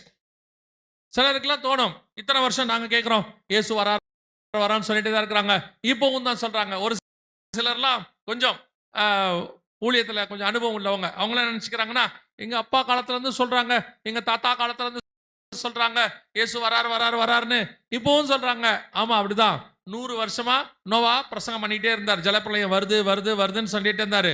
ஆனா பேழையும் கட்டி முடிக்கணும்ல, பேழையும் கட்டி முடிச்சு எல்லாம் உள்ளுக்குள்ள ஜோடா வந்து சாப்பாடெல்லாம் வாங்கி வைக்கணும். அதே நேரத்துல சுவிசேஷமும் முடியணும். அப்ப இந்த 100 வருஷமா இருக்கிறவனுக்கு என்ன தோணும்? இந்த நோவாவுக்கு வேற வேலையே கிடையாது. எப்பா பாரு ஜலப்பிரளயம் வரப்போகுது, சாவு போறோம், ஜலப்பிரளயம் வருது, சாவு போறோம், எல்லாம் பேழைக்குள்ள வாங்கன்னு சொல்லிட்டே இருக்கிறாப்புல. இந்த ஆளுக்கு வேற வேலையே இல்லைன்னா ஒரு நாள் வந்துச்சு. நினையாத நாளிகளே மனுஷகுமாரன் வருவார். அவர்கள் நினைக்காத நாளிலே ஜலப்பிரளயம் வந்துச்சு. ஆனால் பேழை கட்டப்பட்டு கொண்டே இருந்துச்சு. ஒரு நாள் திடீர்னு பேழையின் கதவு அடைக்கப்பட்டது. மணவாளன் வருவார், கதவு அடைக்கப்படும். இப்போ நமக்கு என்ன தோணணும்? நான் சொல்லுவேன் எப்பவுமே, அந்த தரிசனத்தில் இருக்கிறவன், அவரோட வருகைக்கு போகிறவன், கர்த்தரோட திட்டத்துக்குள் இருக்கிறவன் ஒரு நாளும் சோர்ந்து போக மாட்டார்கள். அவர்கள் காத்திருக்கிறதுல ஒரு நாள் என்ன செய்ய மாட்டாங்க? சோர்ந்து போகவே மாட்டாங்க. தாமதிக்கிறார் என்று சிலர் எண்ணுகிறபடி அவர் வாக்குத்தத்தத்தை குறித்து தாமதமாயிராமல் எல்லாரும் மனதிரும்ப வேண்டும், நீடிய பொறுமை உள்ளவராய் இருக்கிறார். உலகத்துல உள்ளவனா சோர்ந்து போட்டோம். நோவா காலத்துல ஆண்டவர் நீடிய பொறுமையோடு கூட காத்திருந்த போது கீழ்ப்படியாமல் போன ஆவிகள்னு பேதுரு சொல்லுது. ஆனா நோவாவுக்கு சோர்வே வரல. நோவாவுக்கு ஒண்ணு தெரியும், வாக்கு பண்ணினவர் உண்மை உள்ளவர். நிச்சயம் அவர் சொன்ன நியாயத்தீர்ப்புகள் நடக்கும். நாம மட்டும் விசுவாசத்தோட காத்திருக்கணும். அதே போல நோவாவின் காலத்தில் எப்படி நடந்ததோ அப்படியே மனுஷகுமாரன் வரும் காலத்திலும் நடக்கும். இப்போ நாம அந்த காலகட்டத்துக்குரிய ஜனங்களா இருக்கிறோம். இன்னும் கொஞ்ச காலம்தான், வருவேன் என்று சொல்லுகிறவர் சீக்கிரத்தில் வரப்போகிறார். நீங்கள் இத்தனை ஆண்டு காலம் காத்திருந்தது முக்கியம் அல்ல, இப்ப காத்திருக்க வேண்டியது ரொம்ப முக்கியம். அந்த லாஸ்ட் மினிட் நீங்கள் மணவாளனை பார்க்க புறப்பட்டது, தீவெட்டியை கொண்டு போனது எல்லாம் நல்லது. ஆனால் மணவாளன் வரும்போது தீவெட்டி எரிகிறதாய் பார்த்து கொள்ள வேண்டும். அப்பதான் நீங்கள் புத்தி உள்ளவர்களாய் மாற முடியும். உலகம் உங்களை பைத்தியம் என்று சொல்லும், உலகம் இந்த பிரசங்கத்தை பைத்தியம் என்று சொல்லும். அவங்க என்ன வேணாலும் சொல்லிட்டு போட்டோம். அவங்களுக்கு உலகத்தில் உள்ளவைகள் அவங்களுக்கு ஞானம். கெட்டு போகிறவர்களுக்கு இந்த உபதேசம் பைத்தியமாயிருக்கிறது. நீங்களோ நானுமோ அவரை சந்திக்கும்படி காத்திருக்கிற கூட்டம். என்ன வேணாலும் நம்மளை சொல்லிட்டு போட்டோம். இன்னும் கொஞ்ச காலம்தான், ரொம்ப சீக்கிரம். கர்த்தருக்கு சித்தமானால், எனக்கு தெரியாது அவர் எப்போ வருவாருன்னு. ஏன்னா அவர் ஒரு நாளாகிலும் நாளிகை ஆகிலும் பிதா ஒருவரை தவிர மற்ற ஒருவனும் அறியான். ஆனா ஒன்னு விசுவாசிக்கிறேன், நம் தலைமுறையில நம் கண்கள் காண கர்த்தர் வருவதற்கு நிறைய வாய்ப்பு இருக்கிறது. அல்லேலூயா. வெகு சீக்கிரத்தில் ஆண்டவர் வருவார். ஏன்னா அவர் சொன்ன எல்லாம் இந்த 80 வருஷம் எப்ப இஸ்ரவேலன் திரும்பி வந்தானோ கடைசி காலம் தொடங்கிடுச்சு. அடுத்த 78வது வருஷத்துல நம்ம இருக்கிறோம். ரொம்ப சீக்கிரம் எல்லாம் முடிவுக்கு வரப்போகிறது. நீங்கள் நானும் அவரை சந்திக்க ஆயத்தப்படுவது மட்டும்தான் பாக்கி. ஒவ்வொரு நாளும் ஆயத்தப்படுங்க, சோர்ந்து போகாதிருங்கள். இனி இந்த யுத்தங்கள் பெருசாக மாறும், பிரச்சனைகள் பெருசா மாறும். அந்த வசனத்தை வாசிங்க, நான் சொல்லிட்டு முடிச்சிடறேன். இன்னும் எனக்கு ஒரு 5 நிமிஷம் இருக்கு, அதை மட்டும் முடிச்சிடறேன். வாசிங்க மத்தேயு 24:6 திருப்பி வாசிங்க பாப்போம். மத்தேயு 24:6 யுத்தங்களின் செய்தி கேள்விப்படுவீர்கள், கலங்காதபடி எச்சரிக்கையாயிருங்கள் கலங்காதபடி. எச்சரிக்கையாயிருங்கள். இந்த யுத்தம் நடக்கும்போது உங்ககிட்டயும் எங்கிட்டையும் கர்த்தர் எச்சரிப்பா ஒண்ணு சொல்றாரு. என்ன செய்யக்கூடாது? பயப்படக்கூடாதுன்னு சொல்றாரு. ஏன் பயப்படக்கூடாது அப்படின்னு கேட்டீங்கன்னா, இந்த யுத்தத்துல உலகம் முழுக்க மிகப்பெரிய காரியங்கள் நடந்தாலும் நீங்களும் நானும் ஒன்று தெரிஞ்சுக்கணும். இது எல்லா உலகத்துல அந்த பேரழிவை பத்தி நான் நாளைக்கோ நாளன்னைக்கோ உங்களுக்கு சொல்றேன். எல்லாம் நடக்கும். ஆனா ஒண்ணு மட்டும் நிச்சயம், நம்மை அழைத்தவர் உண்மை உள்ளவர். ஒரு நாளும் அவர் நம்மை கைவிடவே மாட்டார். அல்லேலூயா. பயப்படாதபடி எச்சரிக்கையா இருங்க. இதெல்லாம் கேட்கும்போது இன்னும் நியூஸ்லாம் நிறைய வரும், பெரிய பெரிய காரியங்கள்லாம் நடக்கும். இன்னைக்கு கூட ஒரு பெரிய வைரஸ் ஒன்று பரவ ஆரம்பிச்சிருக்குன்னு சொல்லியிருக்காங்க உலகம் முழுக்க. மிக ஹண்டா வைரஸோ நம்ம சொல்றாங்க, பெருசா உலகம் முழுக்க. ஆனாலும் எதை கேள்விப்பட்டாலும் பயப்படாதிருங்கள். ஆண்டவர் சொல்றது ஒன்னே ஒண்ணுதான். இப்போ இந்த நியூஸை இப்போ நான் சொல்லும் போது இதை 2 ஆங்கிள் நீங்க எடுத்துக்கலாம். ஒன்று இப்படி எடுத்துக்கலாம், ஐயோ இதெல்லாம் சொல்றாங்களே, இதெல்லாம் நடக்குமா, பயமா இருக்கு, இப்படி எடுத்துக்கலாம். இன்னொன்று, இதெல்லாம் நடக்க போது நல்ல வேளை முன்னாடியே நமக்கு ஆண்டவர் சொல்லிட்டார். ஏன்னா மத்த 24 இயேசு சொல்றாரு, இதோ நான் 25 நினைக்கிறேன், 24 இதோ நான் உங்களுக்கு முன்பதாகவே அறிவிக்கிறேன். எதை சொல்றாரு? யுத்தங்களின் செய்திகள் கேள்விப்படுவீர்கள், பஞ்சங்கள், கொள்ளை நோய்கள், பூமி எல்லாத்தையும் சொல்லிட்டு சொல்றாரு, முன்பதாகவே அறிவிக்கிறேன். எதுக்காக? கலங்காதபடி எச்சரிக்கையா இருங்கள். இதெல்லாம் உங்களுக்கு முன்னாடியே சொல்றேன், பயப்படாதீங்க. இவைகளுக்கு நடுவுல உங்களையும் என்னையும் பறந்து காக்கிற பட்சியை போல ஒருவர் பாதுகாக்க வல்லமை உள்ளவராய் இருக்கிறார். இப்பவும் சொல்றேன், இந்த வார் நியூக்ளியர் வாராக இருக்கும், பெரிய உயிர் சேதங்கள், உலகளாவிய பெரிய காரியங்கள் எல்லாம் நடக்கும். ஆனால் இவைகளுக்கு நடுவில் தம்முடைய ஜனங்களை எப்படி கொரோனாவுக்கு நடுவில் உங்களையும் என்னையும் பத்திரமாய் தேவன் பாதுகாத்தாரோ, அதே மாதிரி இவைகளுக்கு நடுவிலையும் கர்த்தர் பத்திரமாய் பாதுகாக்க வல்லமை உள்ளவராய் இருக்கிறார். ஆண்டவர் ஒன்னே ஒண்ணுதான் சொல்றாரு, கலங்காதபடி எச்சரிக்கையா இருங்கள். ஆனாலும் முடிவு உடனே. எந்த முடிவு தெரியுமா? உலகத்தின் முடிவு. ஏன்னா அவங்க 3ஆம் வசனம் என்ன கேட்டாங்கன்னா, உங்களுடைய வருகைக்கும் உலகத்தின் முடிவுக்கும் அந்த முடிவு உடனே வராது, இப்ப வரப்போறது வருகை. இவைகள் சம்பவிக்க தொடங்கும் போது உங்கள் மீட்பு சமீபம். சோ நம்முடைய ஆண்டவர் வெகு சீக்கிரத்தில் வரப்போகிறார். இவைகள் ஒன்றை குறித்து கவலைப்படாதிருங்கள், ஒவ்வொரு நாளும் ஆயத்தப்படுங்க, இயேசுவை நோக்கி பாருங்க. இது உலகத்துக்கு பின்னால் ஓடுகிற காலம் அல்ல, இது உலகத்துக்கு பின்னாடி போய் தேவனை மறக்கிற காலம் அல்ல. தேவனை தேடி தேவைக்கு படிக்கிறது, தேவைக்கு வேலைக்கு போடும். பிரதானம் கர்த்தரை தேடுவது. உலகத்தினுடைய பிரதானம் தேவைக்கு ஓடுவது. டைம் கிடைச்சா தேவனை ஞாயிற்றுக்கிழமை வந்து பார்ப்பது. இனிமேட்டு அது நேரம் அல்ல, இனி முழுவதுமாய் தேவனை தேடுவது. நாம் தேவைக்காக தான் வேலை பார்க்க போகிறோம். அல்லேலூயா. இனி ஒவ்வொரு நாளும் காத்திருங்கள், நம்முடைய ஆண்டவர் வெகு சீக்கிரத்தில் வரப்போகிறார். அல்லேலூயா. நாம் ஜெபிக்க போகிறோம். எழுந்திருக்கலாமா தேவ சமூகத்தில்?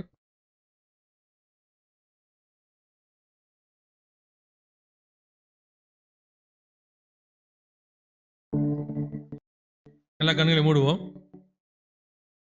எல்லா கண்களையும் மூடுவோம். எல்லாம் ஜெபம் பண்ணுவோம், எல்லாருமே ஜெபம் பண்ணுவோம். எல்லாம் நம்முடைய எல்லாருடைய ஆத்மா வருகையில போகணும். அது ஒரு நிமிஷம், ஒரு இமை பொழுதுதான். எப்போ வரும்னு தெரியாது, நினையாத நாளிகையில வரும். அது மப்பும் மந்தாரமான நாள். நமக்கு தெரிஞ்சதெல்லாம் ஒன்னே ஒண்ணுதான், அவர் நம்மை அவரோடு கூட அழைத்து கொண்டு போவார். இனி ஒவ்வொரு நாள் ஆண்டவரே சந்திக்கணுமே, சந்திக்கணுமே, பார்க்கிற கூட்டத்தில் நான் இருக்கணுமே. யோபு சொல்றாரு, என் மீட்பர் உயிரோடு கூட இருக்கிறார். கடைசி நாட்களிலே வானத்திலே அவர் வந்து நிற்பார். அந்நிய கண்கள் அல்ல, என் சொந்த கண்களே அவரை காணும். நாம் அவரை பார்க்க போகிறோம். அவர் மேகங்களுடனே வரப்போகிறார், மேகங்களுடனே வரப்போகிறார். ஒப்பு கொடுப்போமா தேவ சமூகத்தில்? ஆண்டவரே சந்திக்கிற கூட்டத்தில் நான் இருக்கணுமே, அதை மட்டும் சொல்லி ஜெபம் பண்ணுங்க. அவரை சந்திக்கிறதுக்கு எது தடையோ அதை இப்போ ஆண்டவர்கிட்ட ஒப்பு கொடுங்க பார்ப்போம். உங்களுக்கு தெரியும், நீங்கள் தேவனை சந்திப்பதற்கு எது தடையா இருக்குது. உலகமா, மாம்சமா, பணத்தாசையா, பொருளாசையா, கண்களின் இச்சையா, ஜீவனத்தின் பெருமையா, மாம்சத்தின் இச்சையா, கோபமா, மூர்க்கமா, எது தடையா இருக்குது? எல்லாத்தையும் ஆண்டவர் சொல்லுங்க, ஆண்டவரே இது எதுவுமே எனக்கு வேணாம் ஆண்டவரே, எனக்கு ஒன்னே ஒண்ணுதான் வேணும், உம்மை நான் மத்திய ஆகாயத்தில் சந்திக்கணும். அதுக்காக எதையும் இழக்க நான் தயாரா இருக்கிறேன். எத்தனை பேர் அந்த வார்த்தையை சொல்ல முடியும்? நான் தேவனை மத்திய ஆகாயத்தில் சந்திப்பதற்காக இந்த பூமியில எதை இழக்கவும் நான் தயாராக இருக்கிறேன். ஐ ரெடி டு லூஸ். நான் எதை இழக்கவும் நான் தயாராக இருக்கிறேன். அப்படி சொல்றவங்க உங்க கரங்களை தேவனுக்கு நேராக உயர்த்துங்க பார்ப்போம். ஆண்டவரே, உண்மை சந்திக்கணும், அவ்வளவுதான் எங்களுக்கு வேணும். நீர் பிரதானம், நீர் பிரதானம். அப்படி வருகையில நாங்கள் உங்களோடு கூட வந்து மத்திய ஆகாயத்தில் இருக்கணும். இத்தனை நாள் நாங்கள் ஓடினது விருதாவா போயிடக்கூடாது. எதுக்காகவும் நாங்கள் அதை இழந்துடக்கூடாது. எங்களை ஒழுப்பு கொடுக்கிறோம் ஆண்டவரே. சொல்லுவோமா? நல்ல தகப்பனே, சர்வ வல்லமை உள்ள எங்கள் ஆண்டவரே, கரங்களை உயர்த்தி செபித்துக் கொண்டிருக்கிற ஒவ்வொருத்தருக்காக நாங்கள் செபிக்கிறோம். தேவனாகிய கர்த்தர் எங்களுக்கு கொடுத்திருக்கிற இந்த அறிவிப்புக்காக ஸ்தோத்திரம். முன்னெச்சரிக்கையா சொன்ன வார்த்தைகளுக்காக நன்றி. இனி நாங்கள் ஒவ்வொரு நாளுமே சந்திக்க ஆயத்தப்படணும். ஒவ்வொரு நாளும் சந்திக்க ஆயத்தப்படணும். உலகம் என் பின்னே, சிலுவை என் முன்னே. நாங்கள் அப்படி எங்கள் வாழ்க்கையை ஓட கிருபை பாராட்டும். உமோடு கூட நாங்கள் சேருவதற்கு எங்களுக்கு இருக்கிற எல்லா தடைகளும் நிர்மூலமாவதான், நிர்மூலமாக மகிமையுள்ள கரத்தில் எங்களை தாழ்த்துகிறோம். எங்கள் ஆண்டவர் இயேசு கிறிஸ்துவின் நாமத்தில் பிதாவே.